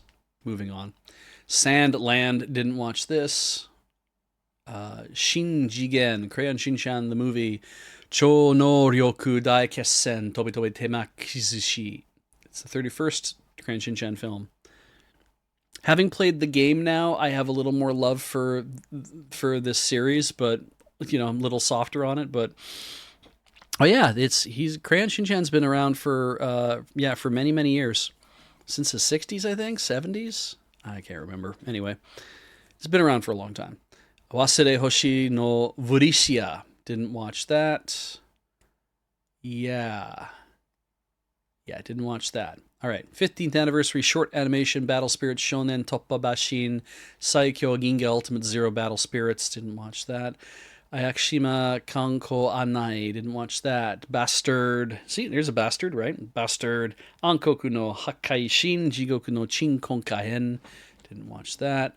Bear Kuma Punch Daiundo Kaihen. I think I did find these and watch these, but the fact that I don't remember, Beyblade Burst Boot. Didn't watch that. Seiya Sensei no Aku Aku Magical Kyoshitsu Season 2. So I guess if you're, whatever. Crow Noir Episode 0. We just got to get through to the next freaking thing. Faint Strange Fake Whispers of Dawn. Gamera Rebirth. Geats Extra. Geats Anime Another Grand Prix. What is this about? Oh, it's Kamen Rider. Okay, cool. It's available only on the Toei Tokusatsu Fan Club app. Interesting. Go Tobun no Hanayome. It's a Rose Bride. Flower Bride. Adapted from the manga. Maybe this is cute. What do I know? Not watching any of this. Hanma Baki Season 2. Yeah, not interest. Not really interested in Baki and like a lot of those other things. Alex was telling me about like what's it? Kengan Ashida, and I'm like, that's some crazy shit. Still, I don't know. A lot of these like giant muscle, very serious shonen, and dumb power creep things. It's not really ever been my thing, but Hinotori Eden no Sora. So if this is Hinotori, this is Osamu Tezuka. Had no idea they're doing. I don't even really know much about Phoenix anyway. So Phoenix, Hinotori, Phoenix, fire's bird. Anyway, bird of fire. Higeki no Genkyo to Naru Saikyo Gedo Last Boss Jo wa Tami no Tame ni Tsukushimasu. Mini. Didn't watch that either. Hizukuri. This sounded interesting, right? It's like, oh, your father might be gardener. You found scissors. Just go meet this artisan and get your scissors fixed. And I don't know anything about it. It looks interesting, right? The big kind of monolithic, no windows. Looks interesting. No, I didn't go after trying to watch it or anything either, though. Maybe they'll comes to something. Maybe it comes to a series. Kanojo Okairi Shimasu third season collab mini animation. Didn't watch the show, so didn't watch that. Didn't watch the Temple collab. They did a Temple collab? Whatever. But are there titties in Kanojo Okairi Shimasu? Maybe there are. Whatever. Kengan Ashita season 2. Right. So it's the other big muscle fighty thing that. Anyway. Kimberly Maho Gakko no Yukai na Nichijo. From Nanatsu no Maken ga Shihai Suru. So didn't watch that. And Kimberly Maho Gakko Tsushin. Kyokai Senki Kyoko no Souki. No Kyokai Senki project. Don't know anything about that. Doesn't really look like it's my kind of thing. So we'll just move on. Natsu no Taizai and Sano Edinburgh. Kohen. Rena with Lancelot. Whatever. Seven Deadly Sins. Didn't watch it. Odekake Kozame. Looks very cute. Little shark character, Kozame. It's like whatever, but no, didn't watch that. Okashi na Tensei mini anime, didn't watch that. Otaku-chans, didn't watch that. OVA Azurling Queen's Orders, didn't watch that. Seija Muso, Salaryman Isekai de Iki no Koru Tame ni Ayumu Michi. No, did not watch this. Every day he's forced to drink a substance X. Daily life is Superman kissing back from the dead. Healer begins. Did anyone watch this?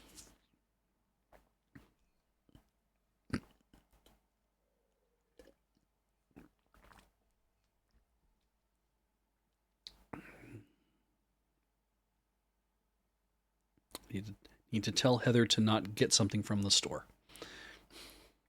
Oh, good. People did watch this, and it was not bad. Good. I'm glad you guys had a good time watching it. It seems complicated, but also interesting in a certain way. But again, isekai. But anyway, the reincarnation thing. Shumatsu no Valkyrie 2, Part 2, didn't watch that. Sin Duality, Kagaku Koza, nude people from this. Tokubetsu Hen, Hibike, Euphonium Ensemble Contest. Do these two kiss yet? Ever? I when I found out that the original story is basically supposed to be about how she ends up with the milk toast dude who plays trombone or some shit, I was kind of like, oh, is Kyoani just gonna decide that maybe those two don't need to get together and that let's just change the story and make these two kiss because it's way more interesting? Waiting for that, but yeah, that's I don't I don't care enough. When I found out though, like that it's like, oh, she's supposed to end up with the dude. I was kind of like, oh, well then I don't give a shit about this show anymore, and I just dropped off because I'm like, I know what I like, and it's not that. So moving on. Are there feet? Are there lots of feet in this? I'm not seeing any feet here, but the whole show is based on people playing instruments with their feet, right? That's what I understood. Is that the feet, like foot instruments and feet coming out of the instruments, and so many feet, just feet everywhere. If that's happening, have fun, I guess. Tony Kaku Kawaii, Joshiko Hen. So, okay. So, oh, right. This is the let's make him a teacher at an all-girls high school, and the girls will come to him to ask about love advice. Of course, he's married, and they're both 18, or she's like 160,000 years old, or I don't really know, but whatever. I didn't watch this. Don't really care. I'm trying to watch the actual series, like Tony Kaku Kawaii. I'm just like, I feel like I'm also in this thing of like, fluff is kind of nice, but I don't know. It didn't really grab me as much. I'm watching initially. I was like, oh, maybe there's some like stuff coming here, and it's like, well, it will, but in like 300 episodes. I'm like, oh, well then that's fine. You can make that happen yourself whenever you want because I don't care. This is very cute. This is My Tiny Senpai mini anime. Uchu no Kaisha no Chisai Senpai no Hanashi mini anime. Nope. Didn't watch that. Watashi no Oshi wa Akuyaku Reijo Rei to Claire ni Ichiman Ito. Hang on. Watashi no Oshi wa Akuyaku Reijo, huh? This is translated as I'm in love with the villainess because this is about Rei and Claire. I didn't know they made a mini anime. Cool. Came out before the actual anime, which is out this season, which we are going to talk about. Yojo Shacho R, sequel to the Yojo Shacho series, and that's it. So that was 2023's summer season. What did I like? Well, let's see here. I mean, I have to go catch up on Shinigami Bochan, obviously. I have to find that. Trying to find right. My Happy Marriage on Netflix, pretty good. You know, would I watch more of it? Maybe. We'll see. But it was enough on its own. Level 1 Daki no Unique Skill, Desaikyo Des. It was fun for me. I don't know if it's anybody else's cup of tea or not, but that's fine. Vending Machine, always fun. I think this was kind of a highlight of the season for me, that this ended up being a very fun series, even if it was tropey, kind of by the numbers, still. Horimiya Peace, probably my favorite thing this season, I think, is going to be this. Let's see if anything bypasses or gets past that. Helk is very cool. I would still put Horimiya as like, that's the thing that we're like, when are we going to watch Horimiya? Do we watch it tonight? What do we pair it with? So Helk was very good. So that's been nice. I'm glad that was a fun thing to watch this season. Masterful Cat, Dekido Neko. This was fun to watch too. It was also like a good thing to watch. Kind of like, what are you going to watch that first? Yeah, let's watch that first. So that was fun too. And then of course all this other stuff that I didn't watch at the beginning. So Horimiya Pieces was probably my favorite thing. I would say Masterful Cat was my second for this season. And Helk is like, it's maintaining, and it's like, this is a good solid show. So very happy with that. Let's go on to fall, everybody. All right.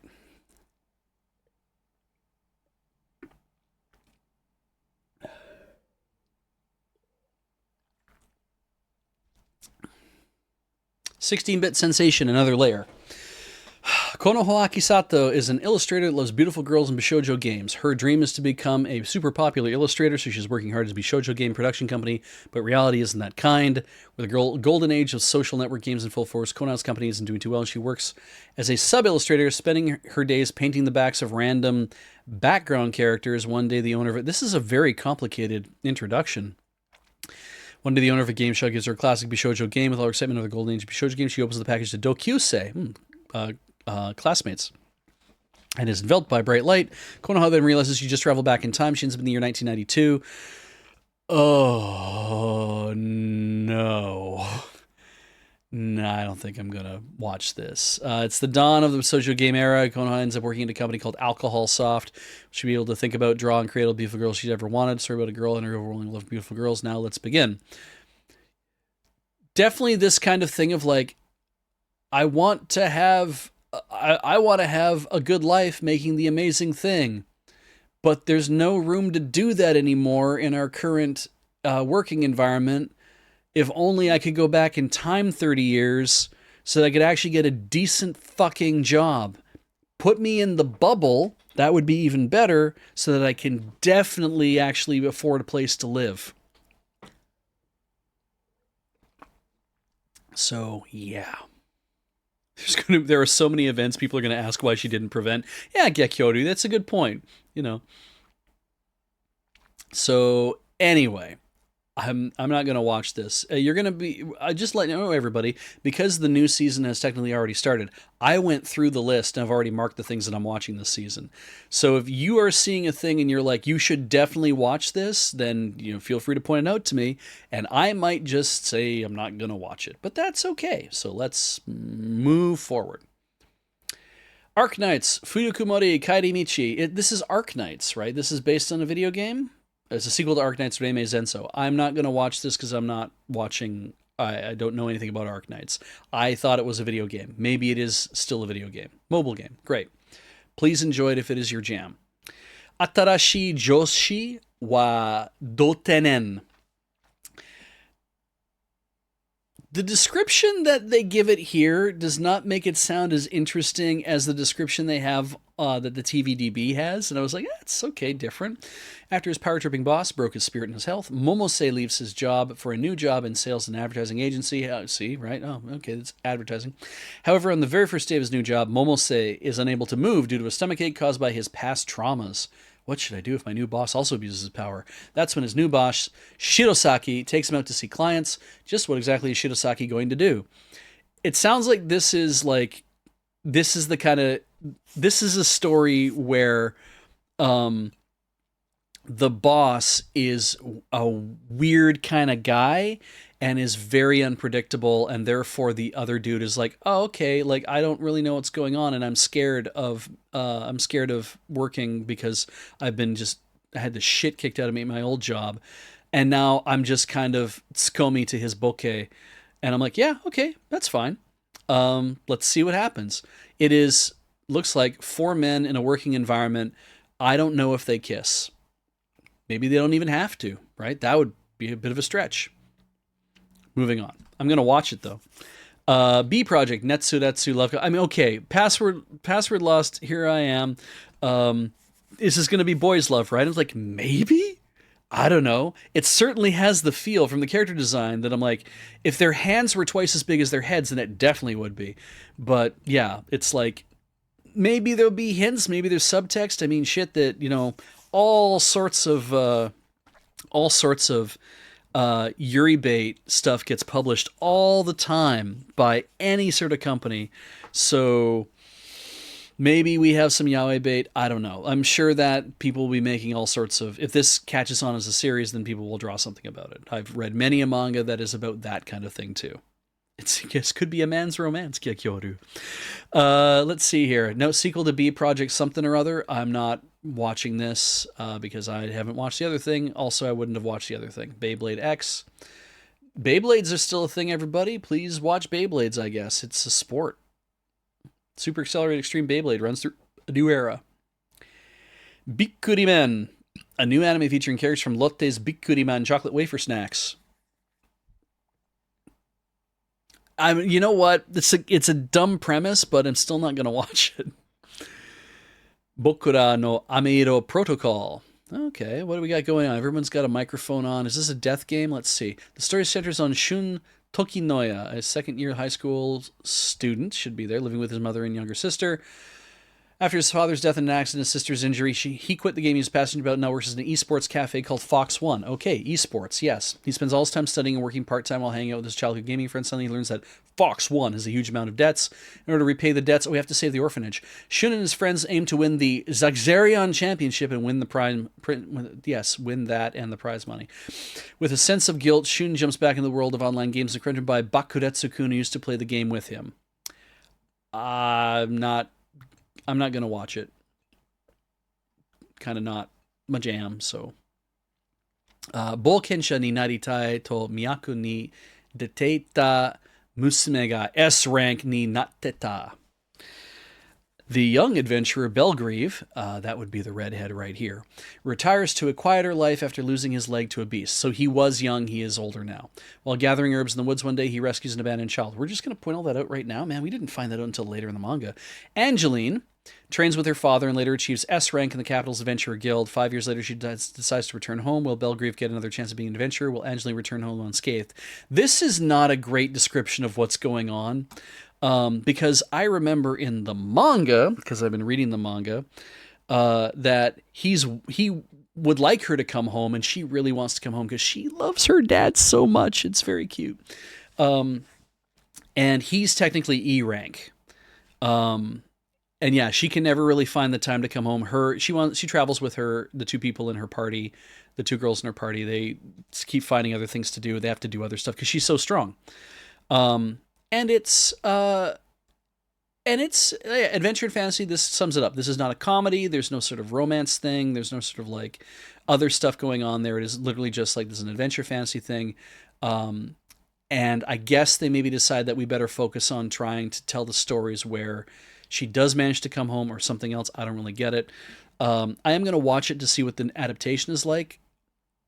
Where the manga is at right now, or rather has been at for like the last several chapters, probably the last 10 chapters, I read a lot of manga like this, it seems, where I'm like, I'm not so interested in where the story is at right now. It doesn't mean I think that it's bad, it just means it's not really doing it for me. And that's also like Majirevo. The first 10 chapters of that were great, and then like I think I just kind of was slowly losing interest in Majirevo for a while, but I'm still reading it because I want to see what's happening, because hey, now a dude's a vampire, and I'm like, okay, and I'm like, I'll read more of this, whatever. But yeah, I'm gonna watch this just to see what the adaptation is like, and maybe I drop it because maybe it is not something that I care about one way or the other. But moving on. Boshoku no Berserk. Not anything to do with Berserk, I don't think. It's just whatever.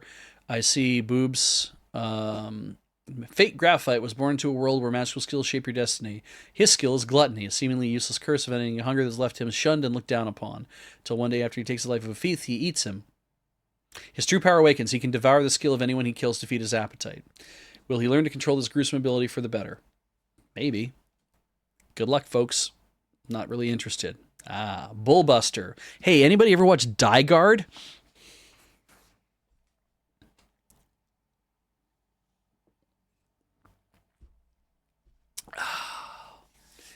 By Studio Nut.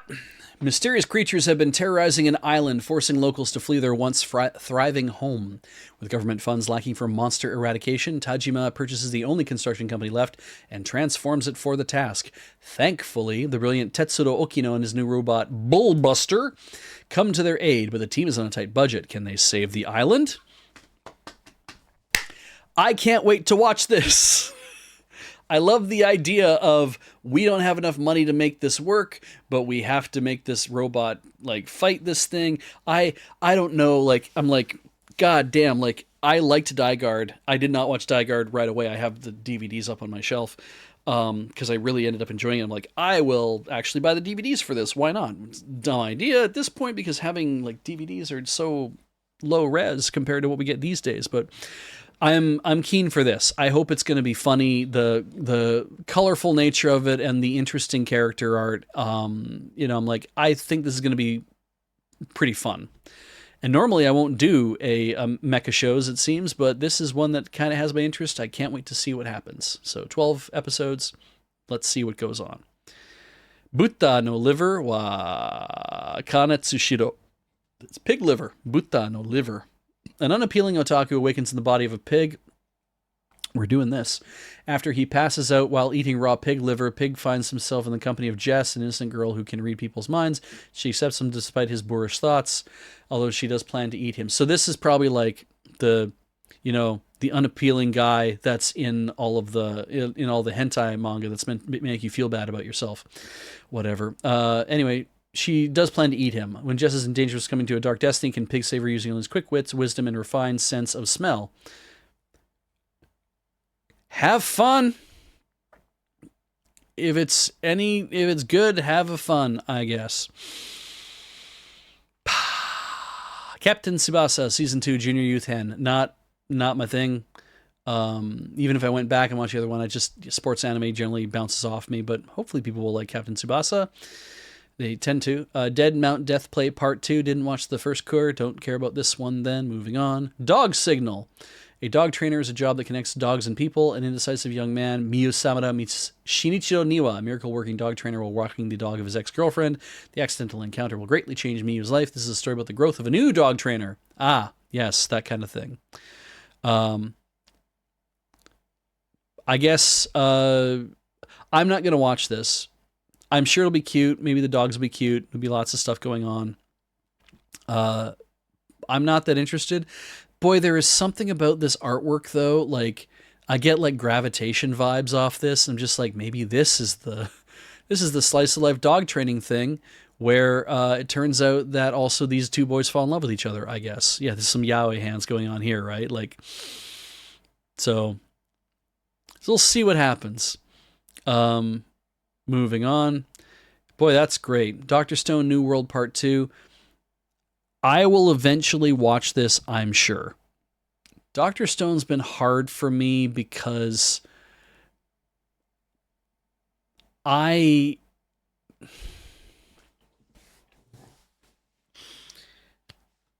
want what I want from Dr. Stone. They don't always want to give me that, and I usually have a pretty good time watching it. But sometimes I also feel like I'm waiting to get through episodes to get to because what I want is world building, and I find that I've been reading a lot of isekai, I think, because I like world. God damn, do I love SimCity. I can't play it anymore. City Skylines, I could never play that. But boy, are they interesting. And a lot of like 4X series and other things like that. It's like there's all sorts of that kind of thing where I'm like, I want to just have my sandbox. God, Cal Kinane does a great thing about like, there's always like, old men go down to their basements. They get to a certain point in life and they're just like, I gotta have a hobby. And so they get into model trains. They get really into model trains. They go down to their basement and they just set up their model train set and they're doing whatever. And they're like, oh yeah, you know what? It's, guess I'm going to going to paint these trees. It's like, it's not green and the leaves aren't green. It's like a little red, little yellow. It's always autumn in Stevestown, like this kind of thing.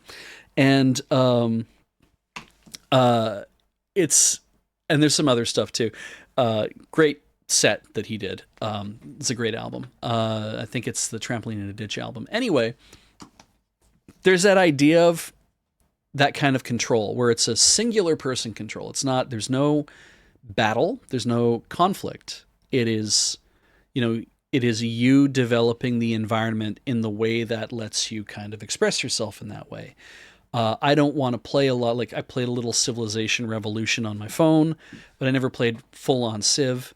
I've tried some other like larger, not really like Stellaris or anything like that, but like, or Alpha Centauri or anything, but that kind of thing of like a simulation game or like things that border on 4X. And I just kind of, they aren't my thing because I don't really want to be fighting other people. So you play SimCity, and SimCity is a tighter kind of um, the original SimCity is a tighter kind of experience, right? You lay down tiles that are residential, commercial, or industrial.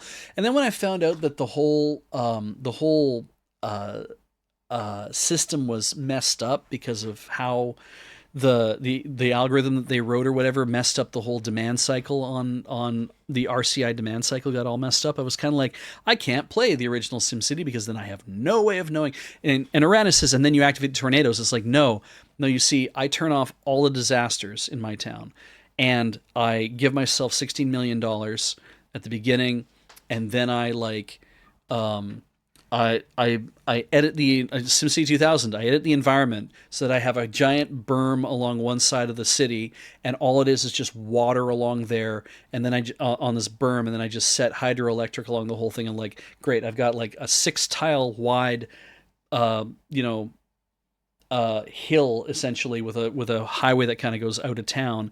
But then the whole thing is just nothing but hydroelectric. And it's like, I don't need nuclear, I don't need coal, I don't need any of the other stuff. It's just to play. It's just to make a thing and to like give everything you need, and then start with the like, what do we do? It's like, well, we don't build any roads, we build nothing but rails, and like all that kind of stuff. And it's like, and then as I've gotten older, and I discovered that, yeah, right, all of the all these games are built on, you should have a car, and you should have all these roads, and you should have all this stuff. And I just really like, you should have it all the way the North Americans have it. I'm like, and now I really can't play these games anymore because I would rather be like, man, I wouldn't mind trying to build some European cities and stuff. And so as far as Dr. Stone is concerned, it's like, that's not what that is, right? It's not a creation, it's not a development show, because there's too much conflict in it. And I want to watch, forget his name now, but I want to watch our dude here smart his way into creating new things. And like, I want him to be the smartest guy in the room that is actually, Senku, thank you. I want Senku to be the smartest guy in the room who's actually making shit, and not just being like, I need to devise a way to get out of this terrible situation. It's like, no. I'm like, dude, I need you to help them figure out what wheat is, which you do, and then I need you to help them figure out ways to actually like make that a bigger, better deal for everybody who's involved. And I need you to kind of like start setting up these systems to like see the evolution of this. But then obviously you can't govern. You would be shit at it. You need to help these people learn how to create government and how to kind of do these things and kind of help push the world forward, and realize that you can't be at the period of, and like, like, I want him to be the dude at the very center of the world building exercise so that I can live through that. And he's smart enough to know, where do I get nitrogen from? I want to see that development. I don't want to have like, oh, well, I went to X place and did, because the whole point of him in New World Part 2, that they get on the ship and they're going to this place is like, I got to find some platinum. And I'm like, and then a bunch of things happen. And it's like, I don't fucking care about that. I want him to go find his platinum so he can start making the thing that he thinks he needs to make. So yeah. And I am very familiar with Boichi's art and the stuff that Boichi makes. And I was reading Sunken Rock for a while, and then was like, man, I can't read this anymore because it is a lot. But yeah, this is obviously a lot more shonen, and while there are a lot of smart things about it, and I don't think it's a bad series in any way, I don't know if it has the same appeal to me that I kind of wanted it to have. So I have it on my yes, I'm watching list, but I am also kind of like, I'm just, because I want to see what happens with the second cour, and then maybe I will slowly watch a bit more of it and see if I actually get turned on to the idea of being a part of it or not. But this idea of, look, I'm a crazy dude with a crazy mustache, and I am dangerous, and it's like, I don't care. So we'll see. Hey, who likes hot takes or unpopular opinions? I don't give a shit about furikuri. I don't give a shit about furikuri at all. Absolutely not even the first one. I tried to watch. I was like, oh, Gynax, and this is crazy, and stuff, and I'm like, okay, and yeah, okay. Well, it's kind of neat. It's kind of neat. I like that. Again, university, right? 20 years old. You watch crazy shit because you're like, let's get our minds blown. This is great stuff, and people really lost their minds about it. And I like Ride on Shooting Stars, a good song, and I'm like, great, that's fine. But I just kind of glanced off it and couldn't get excited by it. And I was like, okay, so that happened. I would like a little more explanations to all these things, but also you're kind of not supposed to. And when it was kind of laid out for me, it's like, you're not supposed to really get everything. I'm like, cool. Then I choose then not to get anything, and I kind of don't care. And they've been making more furikuri. And again, the things where people might lose their minds about stuff, and maybe it will, I don't know. But it's like the fourth season of Furikuri, there are 3 other seasons, and sequel to Furikuri Alternative. It centers on 3 teenagers who graduated and have started working. The CGI anime will have the theme of the feeling of being an adult. Okay. Well, good luck to you, I guess. If you like Furikuri, that's awesome. It did something for you that really lands. That's so good. I don't like it. And I also feel weird when people are like, but why? And it's like, 'cause I don't. 'Cause I don't. And that's okay. Also won't watch shoegaze either. I mean, apparently we're really into the whole, I wouldn't have thought grunge would have been a thing, but then it's like, oh, well, actually, this does mean grunge like, oh, grungy, or does it actually mean like, no, it means the music thing. Interesting that these are being done by 2 different groups. This is Mont Blanc Pictures doing that, and this is Production IG and not. So the 5th season, sequel to Grunge, anime will take place 10 years after Furikuri Alternative and center on a high school boy and girl. Okay. Clearly these episodes have already come out. These ones are coming out too. It's kind of hard to call them a season when it's only a few episodes, but it's like OVAs and stuff. I don't really know what's going on there, but it's fine. So there you go. Goblin Slayer 2. Didn't watch the original Goblin Slayer. Hametsu no Okoku. Witches once blessed the human race with wisdom and peace, but the Redia Empire's gear expansion brought about a culture of science that far surpassed magic, and witches were viewed as enemies impeding the progress of civilization. Thus began the witch hunts. One human named Adonis, who was raised by a witch named Chloe, swears revenge against the human race that took his beloved mentor from him. What salvation can be found at the end of the bloodbath, fueled by utter despair? Man, that's a very strong sentence. I don't think I'm going to watch this. I like action, drama, fantasy, but we've got like cowboy hats and kings and I guess the Waffen SS. I don't know. They're doing their shit here. So anyway, enjoy it if it's your thing. Hikikomari Kyuketsuki no Monmon. So vampires? Ah, yes, vampires. 3 years into her life as a shut-in vampire, Tera Komari Ganda's blood, or Komari for short. That's the Hikikomari. There's that. Awakens to find she's been appointed as commander of the Middle Knight Imperial Army. That's just a thing you can just be told, that it's like, oh, you're actually a commander in the army now. Thing is, her new unit consists solely of belligerent ruffians who revolt against their superiors with the slightest hint of weakness. Although Komari hails from a line of vampires as powerful as they are prestigious, her refusal to drink blood has made her the picture of mediocrity, scrawny, uncoordinated, and inept at magic.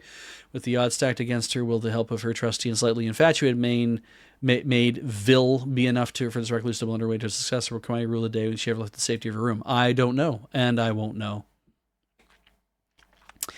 Hoshikuzu Telepath. Stardust Telepath, I think this is.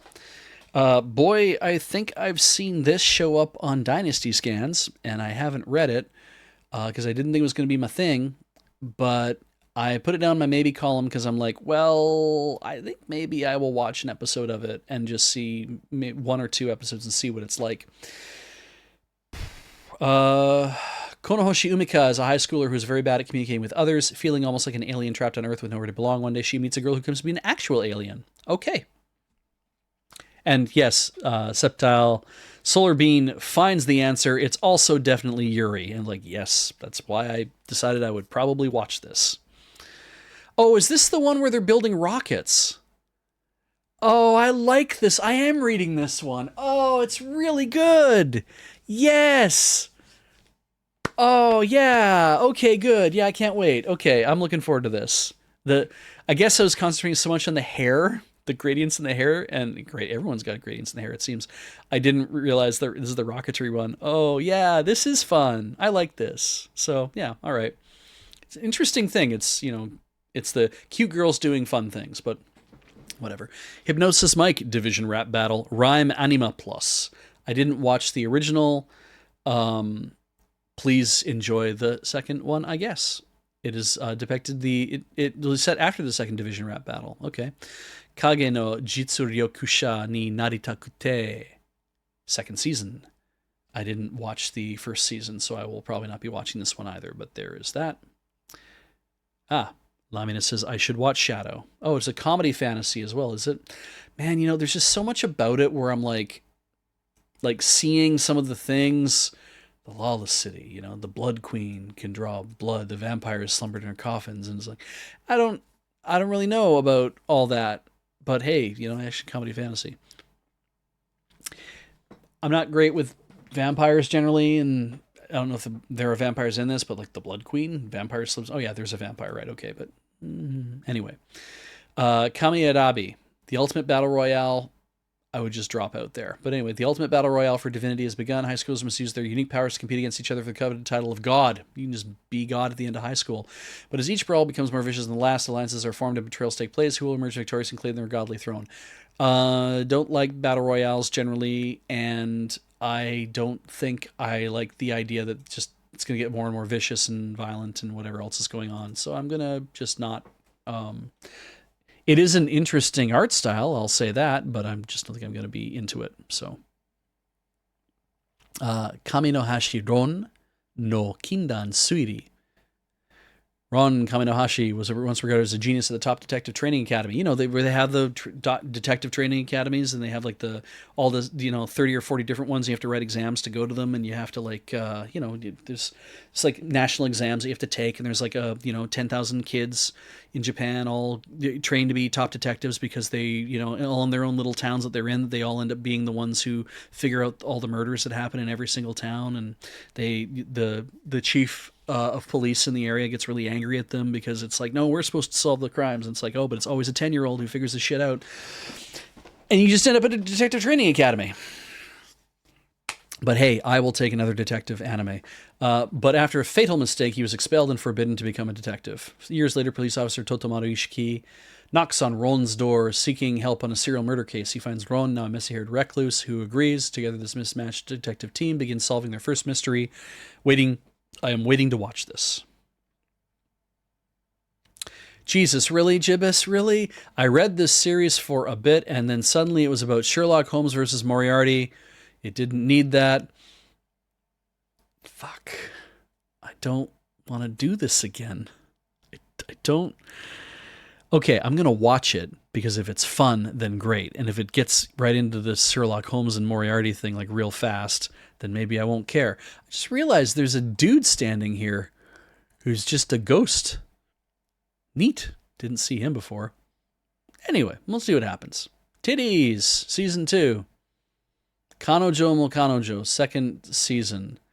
A dude has a relationship with 2 girls and then brought along a girl and then brought along a girl. And now there are so many girls and it's a summer vacation and summer in swimsuits. So, yeah. This is girlfriend. Okay. Kawagoe, I'm not going to watch it, sorry.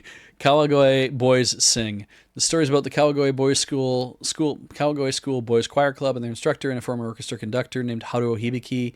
The club members' personalities clash, but Haruo helps them grow together through singing as they aim for the nationals of the boy. Fuck. Just be happy singing, guys. Oh, they do this to me every time. This is my problem. This is not the problem of the show, but this is my problem. Anyway, they're going to go to the fucking nationals. I'm still reading Kono Oto Tomare, which is the Koto manga. And it's been fun watching the kids fall in love with each other. That's been all right. And they're gonna. I think it's been 35 chapters, and they finally started the second day of nationals. So that's been interesting. And I guess we're gonna watch some other people perform. Uh, I guess like group of two or three or something. I don't really know. But it's been all right. It's like I wish I could fast forward chapters. It's fine. Keiken Zumi na kimi to keiken zero na ore ga otsukiai. That was a really awkward sound. Otsukiai suru hanashi. Ryuto Kashima is the school's gloomy introvert, and he's got a crush on Runa Shirakawa, the popular girl. You can see they're dating now. After losing a bet to classmates, he confesses his feelings to Runa one day. I mean, this is the kind of thing where I'm like, that idea of you lost a bet, so you have to go confess. I hate it when it's you have to go do it to this dude as a joke or this girl as a joke. I hate that.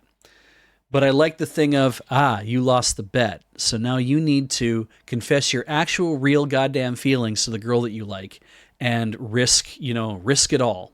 Put it all down in front of you and just let that happen. I kind of like that. I like that idea of like you're gonna have to kick in, like you're gonna have to make it happen. I'm like, okay, I can buy that. When it's always like confess to somebody you don't like, I'm kind of like, or that you don't care about, or that you're doing it to win or whatever. I'm like, I hate that, bad idea. But yeah, the kick in the pants thing, yes, as Kururu puts it in there. So I'm intrigued by the idea, but anyway. Shocked and secretly just as inexperienced as Ryuto, Runa agrees to date him. The relationship grows between two people who are as similar as they are different. Will the young love blossom? Time will tell. And I look at this and I'm like, everything about this lines up to be like, you would probably maybe want to watch this and maybe you will like it. And it is just marked as romance. And I'm like, yeah, that could be kind of fun.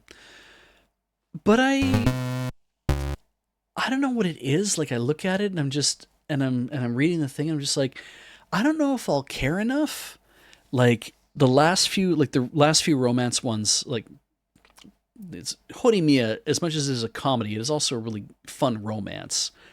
Kimi ni Toroke is getting a third season. Heather shared that news with me, and I just nearly fell over. I was like, yes. So, that's a thing where we have an interesting hook, because it's like it's a romance that does not start off as a romance and tries to be very clear that it's not a romance and then turns into a romance. And I'm like, that's good too. I like that. I like a comedy that it turns into a romance, like Komi-san wa Komusha, Komi can't communicate. I like that as a like hard comedy that's like, we're not going to make this a romance, but we're going to make that happen. Ultimately, it'll take you 400 chapters, but we're going to make this happen. And it's like, yeah, that's fun too. And fun and satisfying in its own way. And like this, I'm like, I don't know, maybe I'm seeing the words light novel and it's like bugging me. Oh, right. Yeah. Lurker Spine, my dress up darling. What a great, that's another good romance, a bit of a slow burn. And I'm like, and that's a good slow burn. Right. So, anyway, it's this one at least like starts with the relationship, not we're going to grow to the relationship. It's like, let's start with two people are going to start dating. Okay, let's see what happens. They both don't know what it's like to date each other. Let's see what's supposed to happen at this point. If anyone watches this, do let me know when we come back and review the season at the end of the season, right? So, because maybe I'll have to end up picking it up later, or just I'm on Mastodon at Beej at Octodon.social, at Beej at Octodon.social. Feel free to if you end up watching, be like, Beej is actually a pretty good romance. It's not too objectionable or anything weird like that. Let me know there too. We'll see. Let's move on. Kibo Odo Chikara Otana Precure 23. Oh, I'm already at 7 o'clock. No, we're going to motor through. I don't care about ads anymore. We're just going to motor on through. So, adult precure 23. That's what the otona means, right? Is adult. So, One of the anime projects to commemorate the 20th anniversary of the Precure franchise, this sequel showed Nozomi Yumehara and other characters from Yes Precure 5, Yes Precure 5 Go-Go, and Futari Precure Splash Star as grown-ups. So, yeah. If you're Precure, this is your thing. Have fun.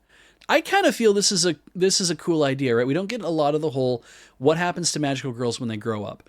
Now, if you are shipping some of those magical girls together,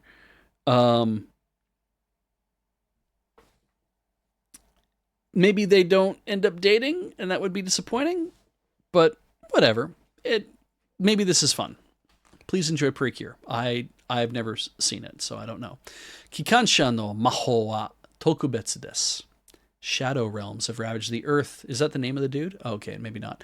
Shadow Realms have ravaged the earth and decimated almost everyone in their way. The survival of humanity hinges upon the success of just 6 mages, including analytic fighter Desir Hirman. Well, I mean, it's about as unusual a name as Shadow Realms, so whatever. The remaining heroes make one final stand to end the bloodshed, but no avail. Desir closes his eyes. Maybe it's Deshir? It's an interesting name. Closes his eyes on what should be the end of his life, only to open them and see the beginning of his school days. Deshir has returned 13 years back to the past, where he's given another chance. Chance to love as he lost. Meet his fellow warriors again. Chance to save the world. By Arvo Animation. So I guess they're making it in the afternoon. I'm not going to watch this. So, yeah.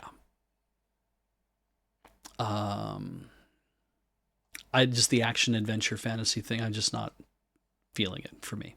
We move on. Kimi no koto ga dai daisuki na 100 nin no kanojo. By an animation studio, it's got a name I've never heard of. So anyway, Rentaro Aijo is rejected 100 times in middle school. He visits a shrine and prays for better luck in high school. The god of love appears and promises that he'll soon meet 100 people he's destined to date, but there's a catch. One destiny introduces someone to him. The two must happily love each other. If they don't, they'll die.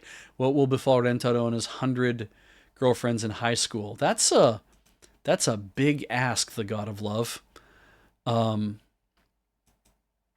This has to be a comedy, obviously. So...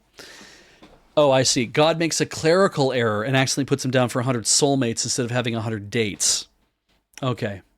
Wild idea. Interesting, though. It's like once Destiny introduces someone to him, so it's like he has to meet the ones that he's destined to date. I like God Gekyoru. You kind of captured a lot better that it's like God of Love appears, makes a clerical error, and rather than giving him 100 dates, signs him up for 100 soulmates. So up to like 26 girls in the manga at the moment. I think it's too many characters for me to want to follow. I'm not going to watch this. Please enjoy it. I do like the idea though of it's like, yeah, you are destroying the harem genre by leaning into it too hard. I don't know. We'll see. I mean, if it's better than Negima, all the Negimas, if it's better than all the Negimas, then great. So, Kizuna no Allele, Season 2. Miracle and her friends continue to chase their dreams as virtual artists. I'm not watching that. Didn't watch the original. Konyaku haki sareta reijo o hirotta ore ga ikkenai koto wa oshie komu. I like the blackjack looking dude here. That's cool. Don't know what that's about. Alan Crawford is a misanthropic sorcerer known as the Dark Lord. When he comes across Charlotte Evans, a noblewoman exiled on false charges, his memories of being betrayed 3 years ago come rushing back. He decides to teach Charlotte about the pleasures, vices, and joys of naughty living. Can a broken heart be mended with riotous living? These two are bound to find out. So it's basically, I'm teaching this noblewoman how to be bad. Got to be bad. We got some... This is cute. And there's no ecchi tag, right? So yeah, this is cute. I've been reading this. This is cute. Yes, the English says he's teaching her to be naughty. So that might be sucking in the wrong. His bad is just anything that she wants to do. Is like if she wants to do something that's like a questionable thing, it's like, yeah, you should do that. You want to have cake for breakfast? That's a bad thing, so you should totally do that. That's kind of a cute idea. All right, I'm gonna just mark that down as a maybe. We'll see, and I might have to come back through here and add it.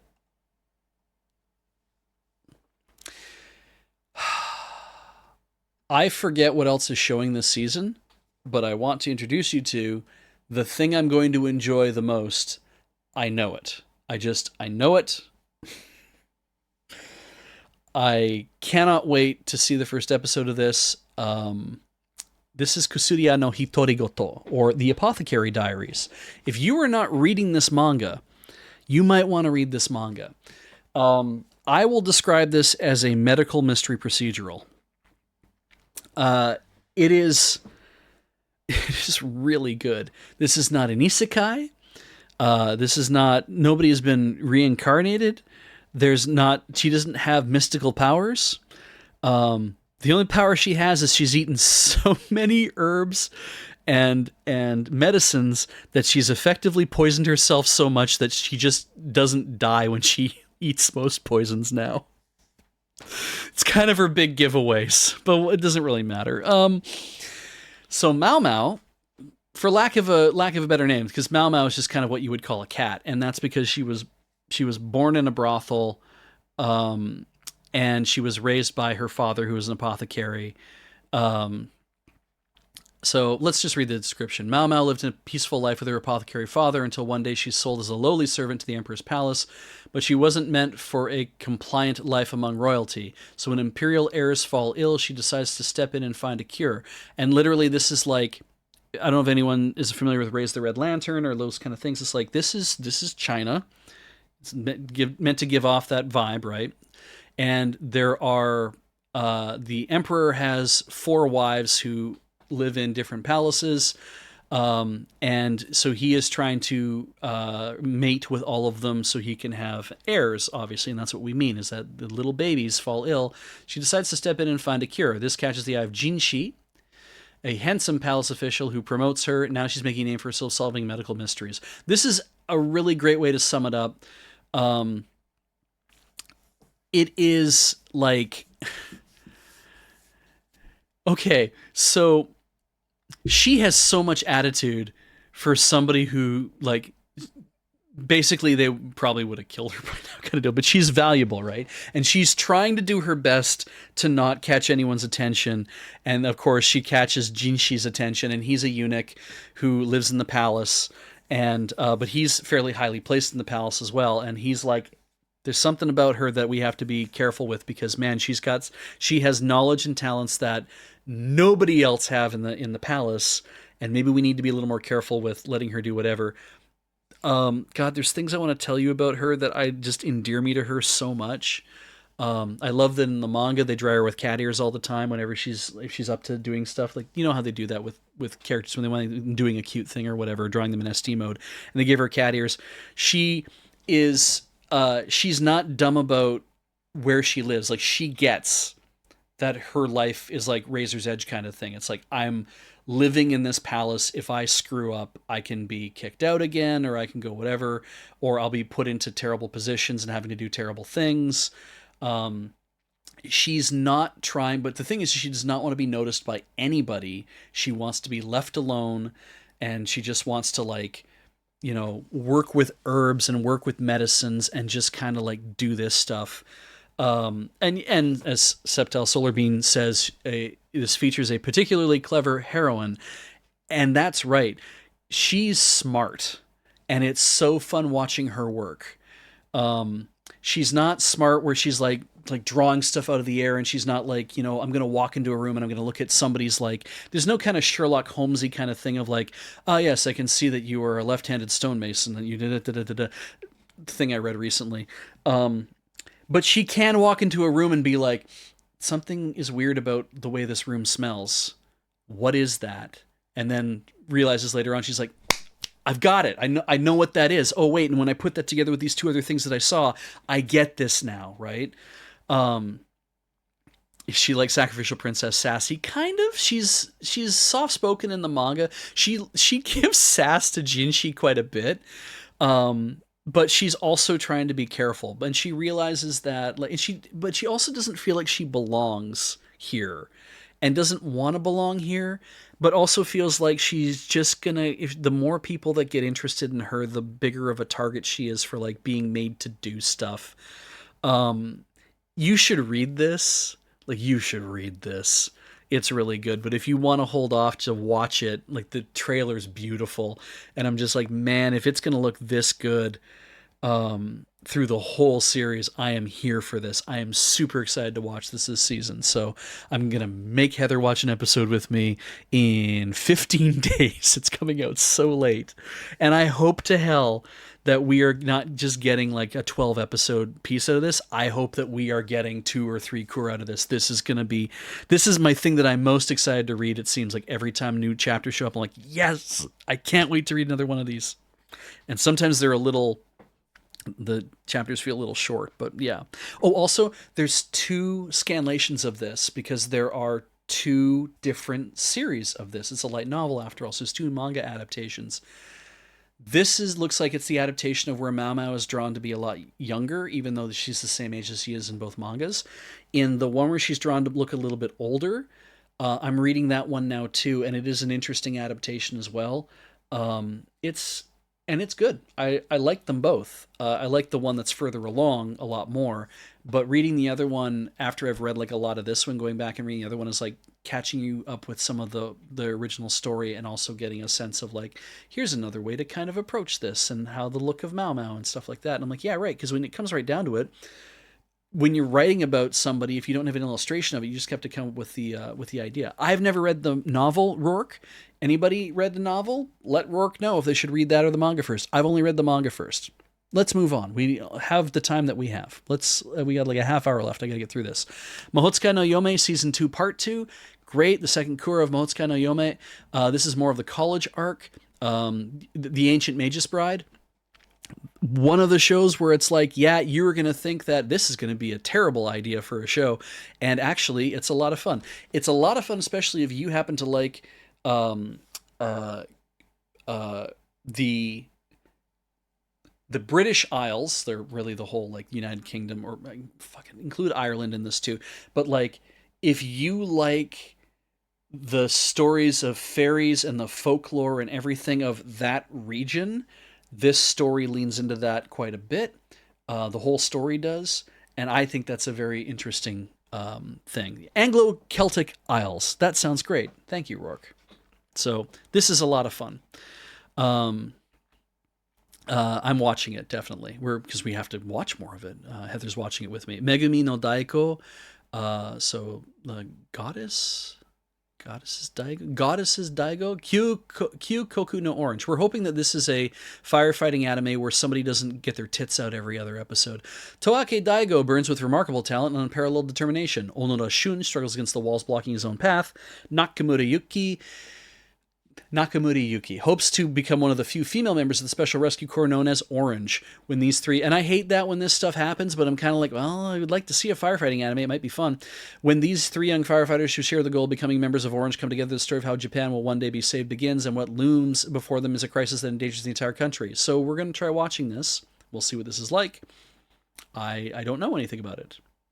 So let's see. MF Ghost, 2020 XAD, A Future Beyond Initial D. Now, I guess that means I could watch this and I would get to learn stuff, but I also, while I like the kind of the tropiness of Initial D, I don't give a crap about the series whatsoever. So I will not be watching MF Ghost. Self-driving cars are in widespread use in Japan, and public roadways are used for auto racing. Doesn't really go together for me, I guess, but whatever. In such an era, a race called MFG has become popular around the globe. Porsche, Ferrari, Lamborghini participants are invited to race with their fastest cars. One such participant, a British Races School graduate, Kanata Rivington, returns to Japan to achieve his goal. Okay. Have fun racing, I guess. Migi to Dadi. After finally adopting a child, the Sonoyamas were unprepared for the mystery that would soon unravel. Hitori seems to be the perfect son for his loving parents. He's handsome, intelligent, and grateful for his new lavish life, but he has a dark secret. Hitori is actually the twins, Migi and Dali, pretending to be one boy. Oh, finally! Okay, because I think they left this out of the original thing. They just said he had a dark secret and stopped there. And they have a terrifying motive behind their hidden identity. Well, okay, fine. Seems a little creepier to me. I've heard Migi Todali is a comedy. Man, if it is, then it's tagged wrong. It says slice of life as well, though, but which are usually like a mystery drama slice of life seems like an odd combination, but could be fun. It seems a little creepy to me, and I don't know if I want to watch it or not. But if it turns out to be a comedy or something twists, I mean, we will talk about that more, I'm sure, later. But anyway, Nanatsu no Taizai Mokushiroku no Yonkishi. Percival's a kind boy who lives out on the frontier called Finger of God. So this is Seven Deadly Sins. It's just more of that. Isn't it? It is, right? Nanatsu no Taizai? I think it is. And I already haven't watched any Nanatsu no Taizai, so I'm not gonna watch that, I don't think. Ojo to Banken-kun. Isaku just wants to live a normal life, but as the granddaughter of a Yakuza boss, that's a pretty tall order. For years, it's been difficult for Isaku to make friends and find love, so she decides to enroll in a high school far from her hometown in hopes of a fresh start. But her plans take an unexpected turn when a worried member of the Yakuza, Keiya, enrolls in the same school to protect her. This guy's like 25, and he basically convinces the high school principal and everything that he's actually like 17 years old or something like that. I'm watching an episode of this because I just want to see what the setup and the premise and everything, how it's actually sent out. I don't think I'm gonna watch more than that. I'm interested to see what happens, but we'll see. I think she's supposed to also be in love with him already, but yeah, I don't know. We'll see what happens. Overtake. Haruka Asahina is a 16-year-old high school boy racing F4 cars while staying at Komaki Motors, an auto body shop in Shizuoka Prefecture. Komaki Motors is a family-run shop that really competes in F4 with the team comprised of owner Futoshi Komaki, who's also a mechanic, his daughter Mako Komaki, and now Haruka Asahina. This is a family-run business. They receive no support usually from any major manufacturers. Haruka Asahina, I keep just saying his name in full all over, boldly confronts the top teams head on to get the attention of those revered companies in hopes of making it to the podium himself. Okay, so open wheel racing in a smaller series that isn't straight F1, F4, probably a place where you can be competitive if you're a small business, I guess. I'm not really interested in that per se, but yeah, please enjoy the thing. So Paradox Live, the animation. Saturated in hip-hop culture comes the birth. This has gotten a lot longer. It comes the birth of a new movement known as Phantom Live. Each of the artists have a metal accessory known as Phantom Metal, which chemically reacts to the wearer's emotion to produce an image, setting a magnificent stage for enthusiastic youths. With legendary Club Paradox hosting the mysterious Paradox Live, 4 teams, Bei, the Cat's Whiskers, Cosmez, and Akanyatsura each receive an invitation to participate, each with their own genre of music in the race to the top. Each of the 4 teams go into the competition for a reason. That's a relief because they just kind of did shit, whatever. As the competition heats up, so do the unimaginably large motives each of them hides. The curtain now rises in a swirling, illusory stage battle between light and darkness. I don't care. So I'm sure it's going to look crazy. So could be a thing, whatever. Potion Danomi de Ikinobimasu. Hey, remember when I said before that I like some terrible shit? Nagase Kaoru, a 22-year-old office lady, suddenly finds herself reincarnated in another world. To help her survive in this new world, a being that amounts to its god gives Kaoru a younger body, let's make her look 12 or 14 or whatever, and the ability to make insanely overpowered potions. The reincarnated Kaoru must use her knowledge and cheatery to survive. This is the fluffiest isekai. I don't think they actually look like this in the series. I think this is a super deformed look. But I confuse this with saving 80,000 gold for retirement in my life, in my normal life, and another isekai that also has a tiny black-haired girl at the center of it, who all look like they're drawn by the same artist. So that's fun when you just kind of mash them up together. So she makes overpowered potions. I also want to point out that it doesn't matter what's in the potion bottle, because sometimes the potion bottle itself is part of the reason why you make the potion. She gets to make the bottle with it, right? So it's an interesting idea. And again, it's about being OP and just doing dumb stuff, and also liking girls and liking younger girls, I think. I can't remember, but anyway. Ah, thank you, Solar Bean. Potions and 80,000 gold and abilities average are all by the same author and all the same story with marginal differences. So it would not surprise me if somebody did the same illustrations at the beginning and then they found artists to draw all of them that also just ape the style. That would make a lot more sense. Yeah, that's great. So anyway, interesting idea in that she's not invulnerable. She just can make stuff that she can just kind of pull stuff out of thin air that can be the thing that she needs it to be, which is kind of fun in its own way because it is we a lot of us watch JoJo's Bizarre Adventure, and let's be honest, that is 12th dimensional chess. A lot of the time, the fighting that is being done is about can I outthink the other person and get way ahead of them so that I can think them further as well. And uh, I think that a lot of these are also trying to pull in that idea of can I outthink the opponent and can I think multiple steps ahead of them so I can show how good I'm being. The problem is that's very tiring to do. So nobody does it, I think, as well as Araki does because he has to really think about how do I make these people go up against each other and one up each other until somebody wins. So anyway. Ragna Crimson. Dragons reign terror over the earth, sea, and sky. If sworn dragon hunters like Ragna are to have any hope of dealing death to those seemingly invincible fire-breathing beasts, they must find a way to level the odds. Ragna teams up with a mysterious man named Crimson, who is likewise sworn to stand against the dragons menacing the world. But although Crimson's motivations may be mysterious, his goal and Ragna's perfectly align, and together they'll fight to vanquish the dragons once and for all. The first episode's 47 minutes long, so strap in for that. I guess I'm not that interested in this. I mean, especially from the art they're using, but it kind of turned me off. But I was like, whatever. So not my jam. Moving on. Saihate no Paladin, Tetsusabi no Yama no O. It's the second season of this, and we didn't watch the first one, so I will not be watching the second one. However, this is the second season of something I did watch, Seijo no Marioku wa Banno desu. The second season of The Saint's Magic Power is Omnipotent. Hey, anyone remember this from like about, 5 years ago? This is back! Holy shit!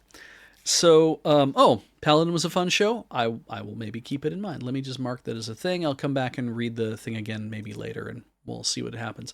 I am super excited about this because, man, I like this show. Heather sat and she was kind of half watching the second season, first episode. She was on her phone and whatnot, and kind of like looking to see what I was watching. I think. Anyway, it doesn't matter. So we watched this, and she was like, so wait, I think I kind of understand what's going on with her, but what's actually going on with her? And I said, yeah, it's complicated. This is a very light, slightly slower show. There is some conflict in it.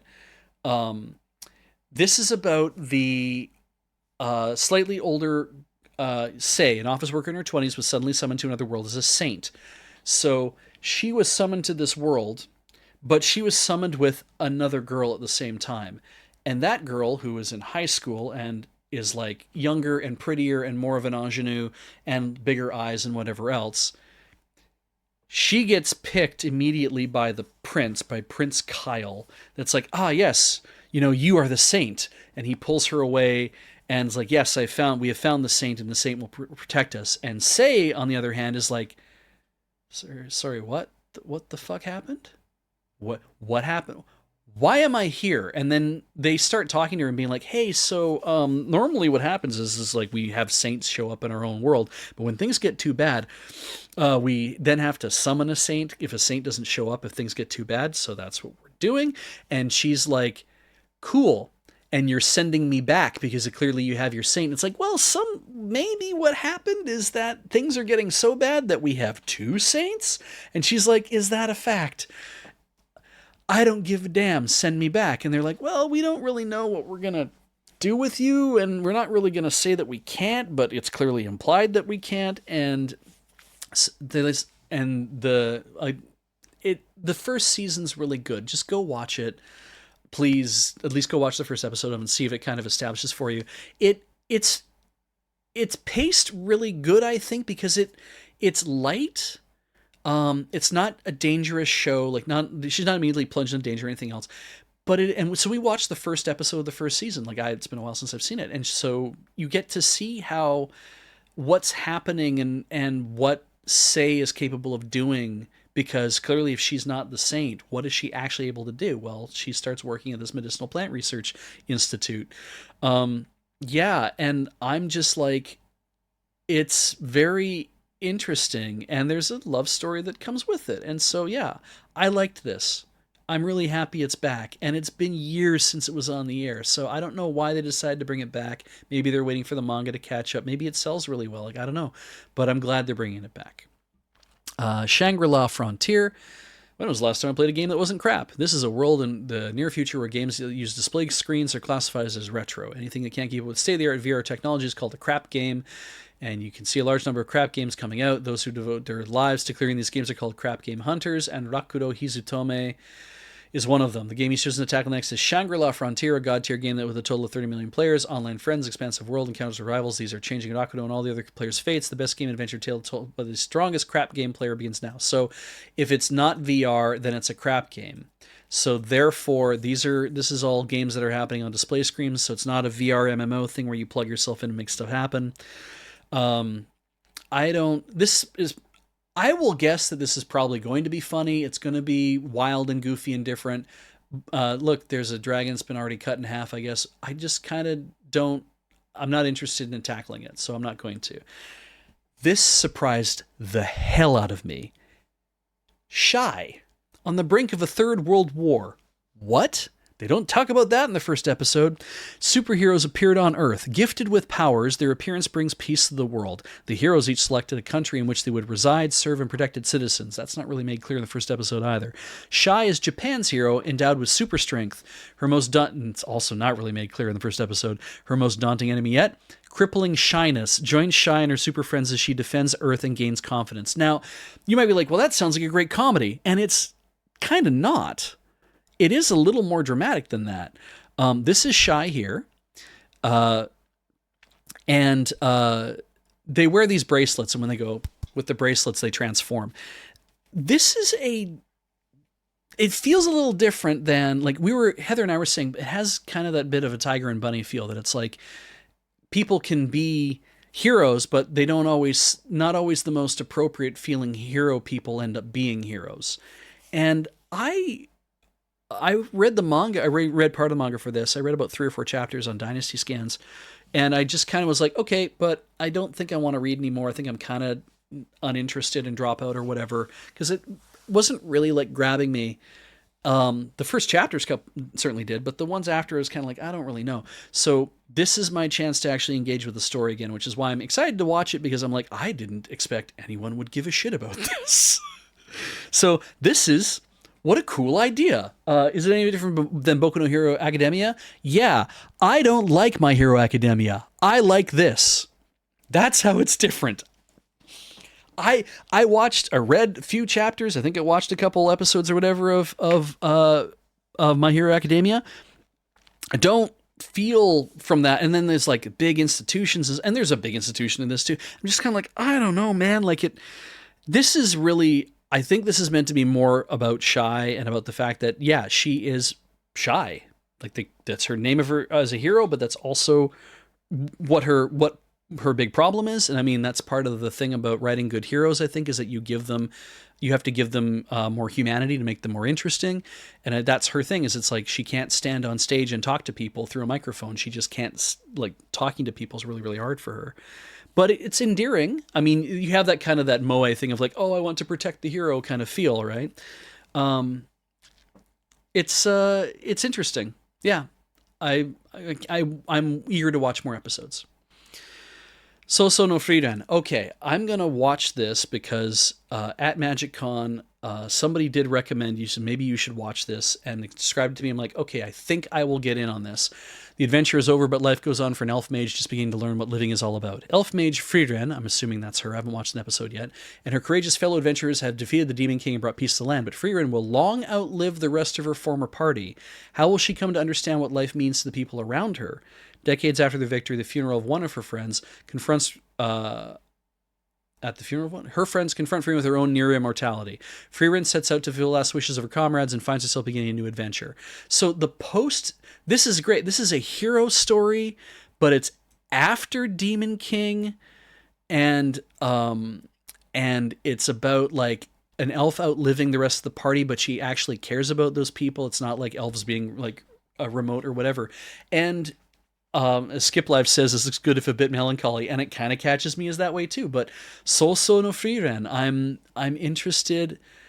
I'm interested to see what's going to happen with it, and it's already got a few episodes out. I think episode 5 is coming out in 11 hours, so it's like, yeah, there's already some out. I'm kind of keen to see what happens. Could be pretty good. We'll see what happens. Spy Family season 2. Hell yes, we're watching this. Oh, it's the cruise ship arc. Oh, good. That awesome. I can't wait. That's Yoru has a chance to do some real work. So yeah, this will be fun. I want to watch the movie as well. I didn't know if the movie or this series was going to adapt that part, but yeah, looking forward to this. Yes. Okay.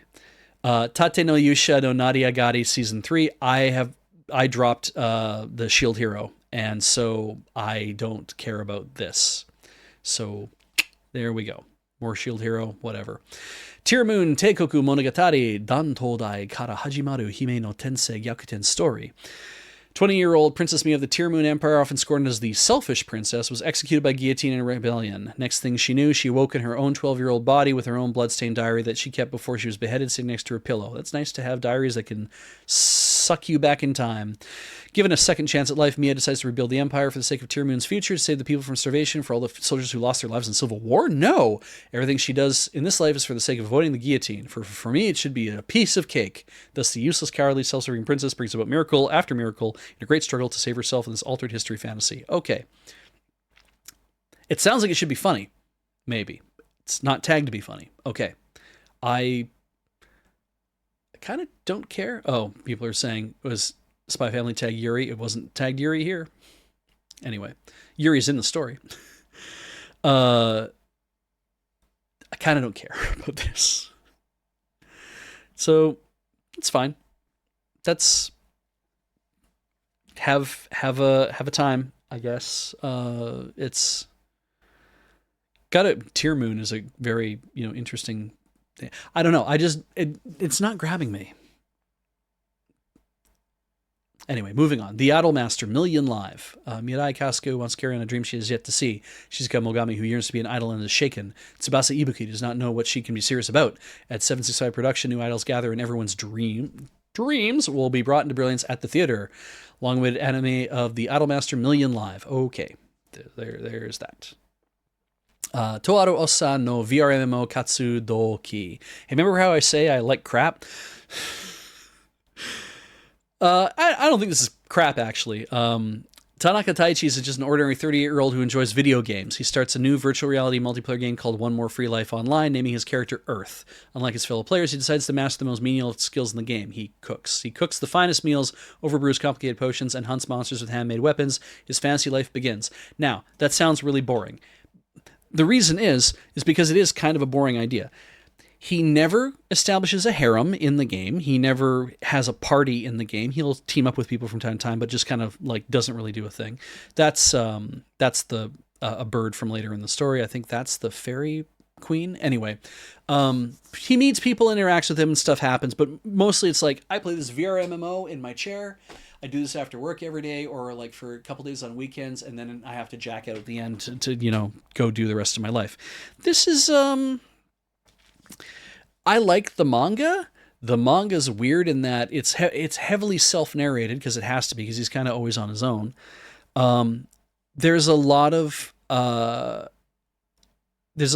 like, I've figured out how to do the secret thing that nobody expected that you could do this way, which is a lot like, I hate taking damage, or I hate feeling hurt, so I gave myself Bofuri. It's a lot like Bofuri in that way, that same attitude. The series are much similar in that, hey, somebody happens to figure out the weird-ass way to do something in a game that it seems like it maybe shouldn't be allowed to do in the game, but then you can, right? And this is the same kind of idea, except it's a dude at the center of this, and he doesn't pair up with people, he just meets people. So I'm going to watch it. Yeah, min-maxing without trying. There's a little bit of trying, but he just wants to like cook for a while, and he decides he should blacksmith, and he decides it's like, oh wait, I can do a lot of things that people find interesting. And I like that idea of like, hey, if I wanted to log into a game like this and all I wanted to do is just be a shopkeeper or make potions or do all this kind of stuff, it's like, I guess I could do that, click, click, click, click, click, and I could cook stuff and I could, do whatever. And then I could sell those to other people, and then they buy my food, and they like walk in, they go kill a monster, and they make 20 gold, and they come back and they give me a couple of gold for my food. And it's kind of like, that might be an interesting way to play a game, right? Maybe it is with other actual real people, but whatever. So Tokyo Revengers Tenjiku Hen. I didn't watch Tokyo Revengers. And I want to be done here by 8 o'clock, so I am really kind of motoring through stuff here. But Uma Musume Pretty Derby Season 3. I haven't even watched Season 2, but I am going to prep myself to watch Season 3. I'm going to try to at least watch Season 2 if I can. Undead Unluck. All Huko wants is a passionate romance like the one in her favorite shoujo manga. Unfortunately, her unluck ability makes that impossible. But just as Huko hits rock bottom, Andy sweeps her off her feet, literally. Now she's become Andy's unwilling test subject, and he works to find a way to trigger a stroke of unlock big enough to kill him for good. When the pair discovers a secret organization is hunting them, it puts Andy's burial plans on hold. Action, comedy, sci-fi, supernatural. I don't know if that's going to be my cup of tea, but yeah, David Productions probably going to look amazing. But yeah, not for me. Under Ninja. Ninjas still exist in Japan today, the number around 200,000. The ninja organization NIN, the National Intelligence of Ninja, is not controlled by the civilian government, with its elite members performing assassinations and sabotage in secret. There's an organization that opposes NIN, Under Ninja. Ninja versus Ninja, what lies awaiting at the end of the shadowy feud. I don't know, because I kind of don't really care. It's an action comedy, so if it's one of those play it straight and it's dumb as a result, then that could be fun. But kind of didn't, I don't know, maybe I'm just not really into the ninja thing either. So moving on. Watashi no oshi wa Akuyaku Reijo. And Akuyaku Reijo, that means villainous. So my oshi is the villainous, my favorite. I'm in love with the villainous. The world turns upside down when a corporate drone wakes up as Ray Taylor. That's Ray right there. We don't give a shit about her real name. It doesn't matter. A heroine in her favorite Otome game Revolution. That never really mattered, I don't think, either. But whatever. It starts the story. Ray is elated at the opportunity to court Claire Francois, the game's villainess and the object of her affection. Armed with her knowledge of the game and the events to come, Ray sets out to make Claire fall for her. But how will the villainess take Ray's romantic adventures or advances? I'm reading the manga for this. It's goofy. It has a few issues of the kind of like, we're at a high school, we're royalty, but we're at a high school magical academy, and we have to do magic with wands, and we have to do things, and we had magical duels and shit. And I'm like, oh, I hate this garbage. I hate when that stuff comes rolling in there like that. Oh, royalty, but we're all at an academy because that's how we interact. I'm like, God damn it, I don't like that. But look past it a bit, because this is actually pretty fun little Yuri, and Ray is incredibly assertive, which makes her a lot of fun. And Claire becomes trying to be as villainous as possible, and she cannot take the fact that Ray just is like, no, please keep piling on, just bully the shit out of me. I'm loving this so much, right? So it's fun. All right, and then Yuzuki-san Chi no Yon Kyodai. The Yuzuki family consists of 4 brothers, Hayato, Mikoto, Minato, and Gakuto. The eldest son, Hayato, happily lives every day to the fullest. Who cares about the other 3? There are tears, laughter, and excitement at home, at school, and in the neighborhood. I'm assuming Hayato is kind of the center of the story, and the 3 brothers are kind of built around it. I'm going to watch this because comedy, drama, slice of life. Sure, why not? Let's see what happens. Different idea. See what happens. Okay. So we're going to move on pretty fast because, again, I wanted to get this done in a few more minutes. Hokago Shonen Hanako-kun. Odd that Hanako-kun is shonen in this one, but okay. The ghostly Hanako-kun is mortal assistant Ninja Yashiro usually have their hands full resolving various supernatural incidents at Komome Academy, but how do they spend their time when they get a break from all that? By lurk. Not going to watch that. Kagejitsu second. Don't think, was not watching their first things, so not that. Matsuinu, not watching that. Ochibi-san, I can help you laugh, but I can't take away the tears you've shed. Well, that's interesting. It is it is a short. Rail Romanesque 2. I watched the first season of this. That was a huge waste of my time. Maybe you think differently. There's a second season coming out. Dark Gathering is still going, so please enjoy that. Helk is still going. Please enjoy that. Jujutsu Kaisen second season, still going. And Rurouni Kenshin Meiji Kenkaku Romantan, the remake, is still going. Please enjoy the thing. Digimon Adventure 2, The Beginning, is a movie. So is Gintama on Theater 2D Baragaki Hen. I like Gintama an awful lot. The fact that they're doing theatrical cuts of stuff, I'm like, that's cool. I just really liked watching Gintama when there was a certain subtitling group that was fan subbing it, that they actually were like, we're going to give you notes and we'll give some of them in line or we'll give them on cards at the end, but help you understand cultural bits. And I'm like, I loved Gintama so much for that because there was so much like just really niche humor that if you didn't know why there was this dude on screen who was wearing sunglasses with a certain haircut and he was kind of like doing a thing with his hands and doing a thing with his hands, it's like you didn't know why that was funny. And I liked when they would say, it's because this is the guy they're making fun of, or this is the guy they're referencing. Like, love that. Great. But haven't watched, I mean to watch all of Gintama, have not watched all of Gintama. Can't even remember where I am or what I've missed. One day I'll sort it all out for everything that I have and I'll actually watch it all. Girls in Panzer Saishu Show 4 apparently must be doing a crossover with Girls Last Tour. Obviously not. Hokyoku Hyakkaten no Concierge-san. If this is a thing, looks like a single episode kind of thing. Yeah. I don't really know what this is about, but it looks like it's like a fantasy department store thing, and Akino here is at the center of it. She's a saleswoman at this elegant, expansive department store, and she's inexperienced and has to fulfill the whims of like Japanese wolves and a mammoth and whatever. So this just looked really interesting. I'm like, shit, I'll give this a shot. Why not? Kind of seems fun. Kitaro Tanjo Gegege no Nazo. So if you like Gegege no Kitaro, there's some, I guess that's working that way in there. Not my jam. Komada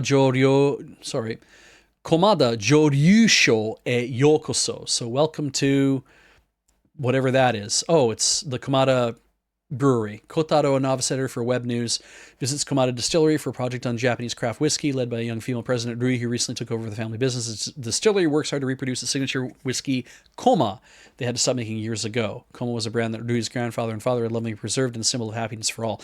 I like this idea of, it's like, this also seems like it's his one episode airing. So maybe it's a 45-minute or something.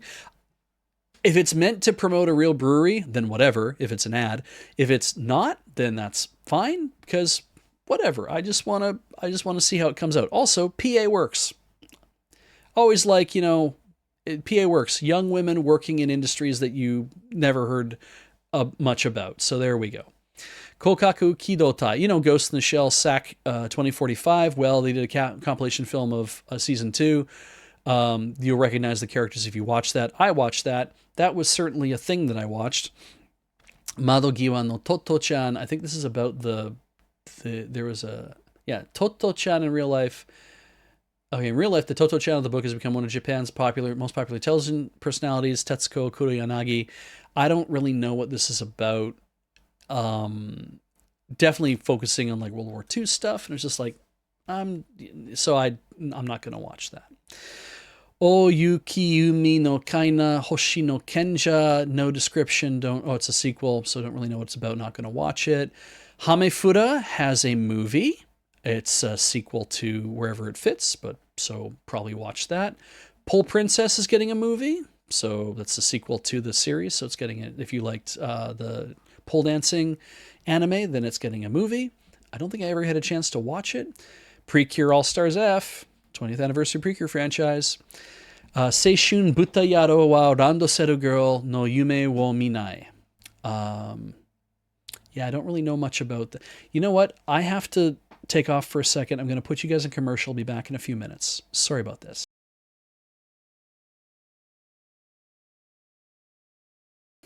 There we go. All right.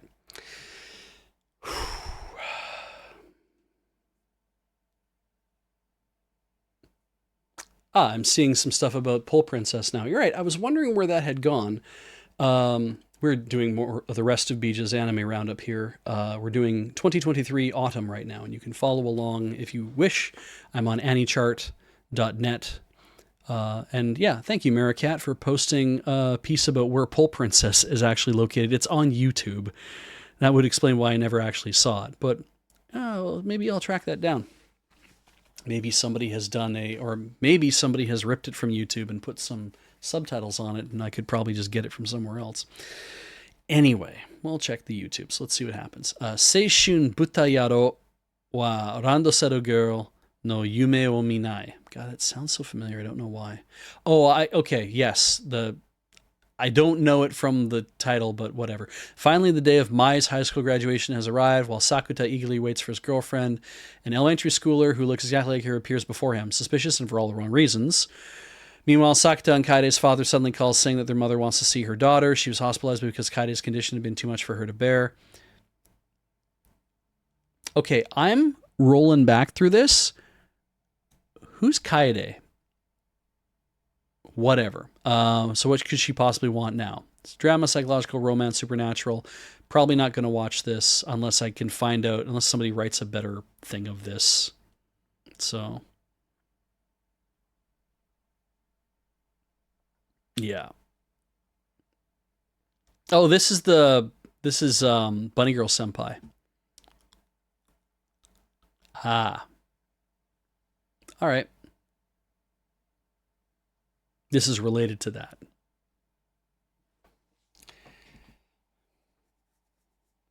Spy Family Code White. So I don't know what that will be, but it is a movie, and I think I watched the trailer for both for this and season 2 were kind of like combined together, so I don't really know what this one's going to be about specifically, but oh, Bunny Girl Senpai introduced you to the Peggies, Keytar Cat. The Peggies did the opening theme for come on Beej. Kunoichi, God, what's her name again? Tsubaki. It's a good opening theme. I like it when the visuals work with the opening theme to kind of like give you a sense of what's going on, and that because then that draws out the song as well. Yeah, that was it's a good opening theme. Tsubaki, no Mune, no whatever it is. The Piggies have done a bunch of openings. Nice. Okay, moving on. Sumikko Gurashi movie Tsugihagi Kojo no Fushigina Ko. At an old factory at the edge of the forest, the bear factory manager invites the Sumikkos to make toys. No. Something mysterious about the factory. I'm probably not going to watch this. Moving on. Yaneura no Rudger. So I guess this is, Rudger's the little prince. No, whatever. He's a boy no one can see who lives in a world where imaginations can live and be eaten by others. See, it's funny, right? Everything about this is like born from a young girl's imagination. He's a boy no one can see who lives in a world where imaginations can live and be eaten by others. It's like, okay, cool. It's an extraordinary, touching, and beautiful hand-drawn fantasy film in which Rudger and his new friends, the Imaginary's town and Barkin, I don't know, whatever. It might be fun, might be touching, whatever, that's fine. Akuma-kun, ONA. This is very Kitaro again. Not watching this. It is on Netflix. This is the OVA ONA special. I think that means that anything that's a Netflix series gets shoved into here, even if it's going to be an actual series. So yeah. Anyway, not interested in that. Oh, Boku no Hero Academia, UA Heroes Battle. So there you go. More BNHA. Moving on. Dekko Boko Majo no Oyaku Jijo. I am watching this because just the other day I saw it listed on like somebody's credits list, and I was like, "What is this?" So I clicked on it to read it. I think somebody had mentioned it offhand somewhere else too, and I was like, "Oh, let's have a look." It is So this is Alyssa. Alyssa found a baby on her doorstep, and then the baby grew up to be Viola. That girl is 16 years old. This is based on a yonkoma, and it is very goofy. Oh yeah, and found her in a forest. And also, witches and humans are not the same race, it seems. So yeah, it's a yonkoma gag anime kind of thing. Um, this is the phoenix that Viola wants to summon. Um, and like there's the two other witches who are like friends of Alyssa's, and then there's, I forget her name, she works at the secondhand store that they go to every so often, and she's like, muscle mommy. Anyway, it's fun and goofy, and I like it.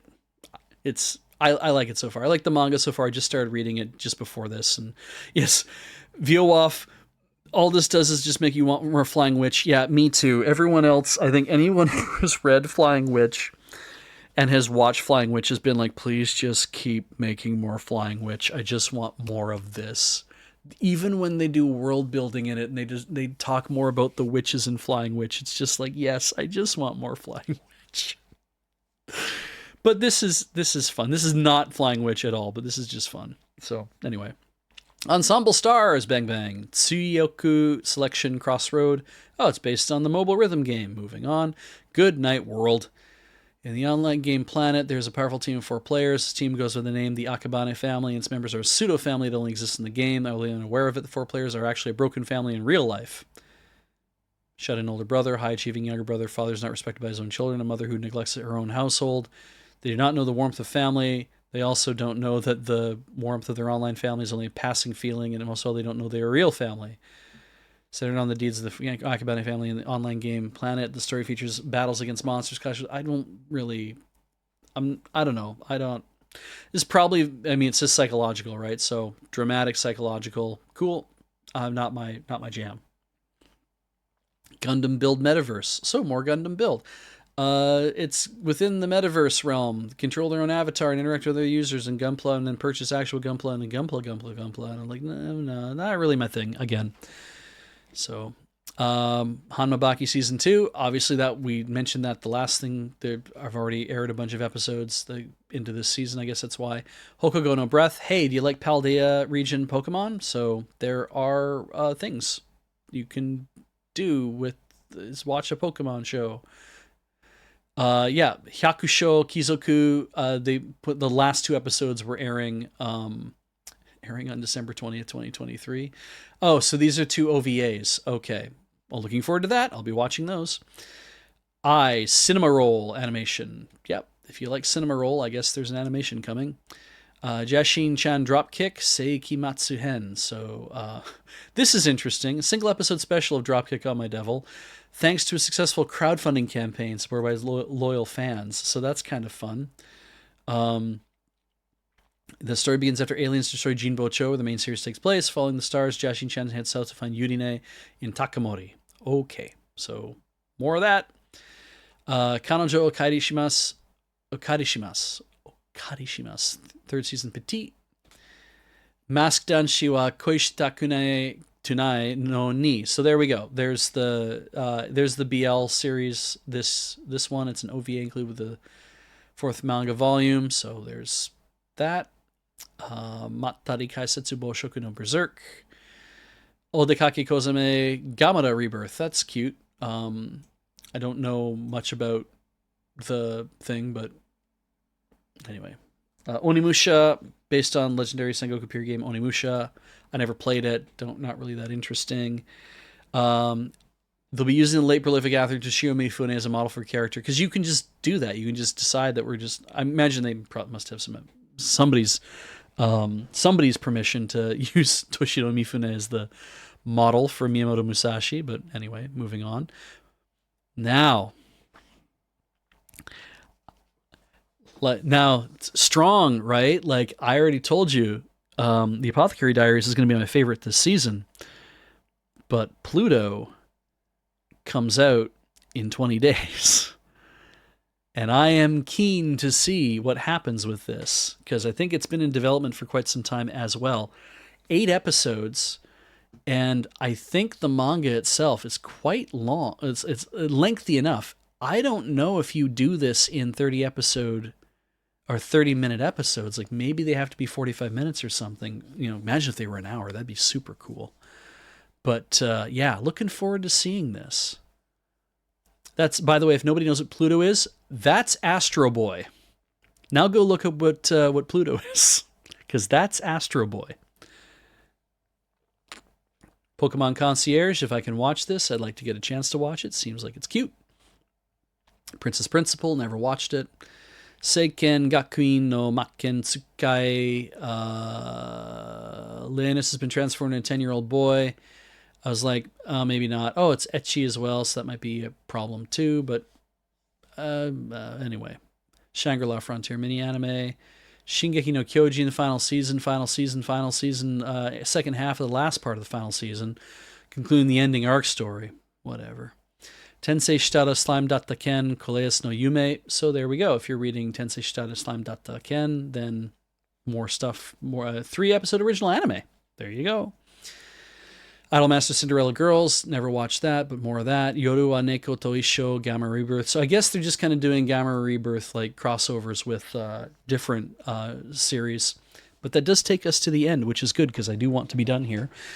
Thank you, though, for coming and watching the thing. So favorite things, stuff I'm looking forward to. I'm looking forward to Pluto because I really do want to see this animated. I think it's going to be very interesting. This is an adaptation of Astro Boy's seven. Is it the world's strongest robots, or seven strongest robots, the world's strongest robot? This is an adaptation of this where Astro Boy is not the main character. It's actually Geschicht. So yeah. And then other favorites. Well, I mean, I like Hyakusho, Noble Farmer. And yeah, I mean, Spy Family returning is great news. Looking forward to watching that. And obviously the idea is to scroll back through here and kind of get a look at all this stuff. Like things that I'm really looking forward to, right? Spy Family, obviously.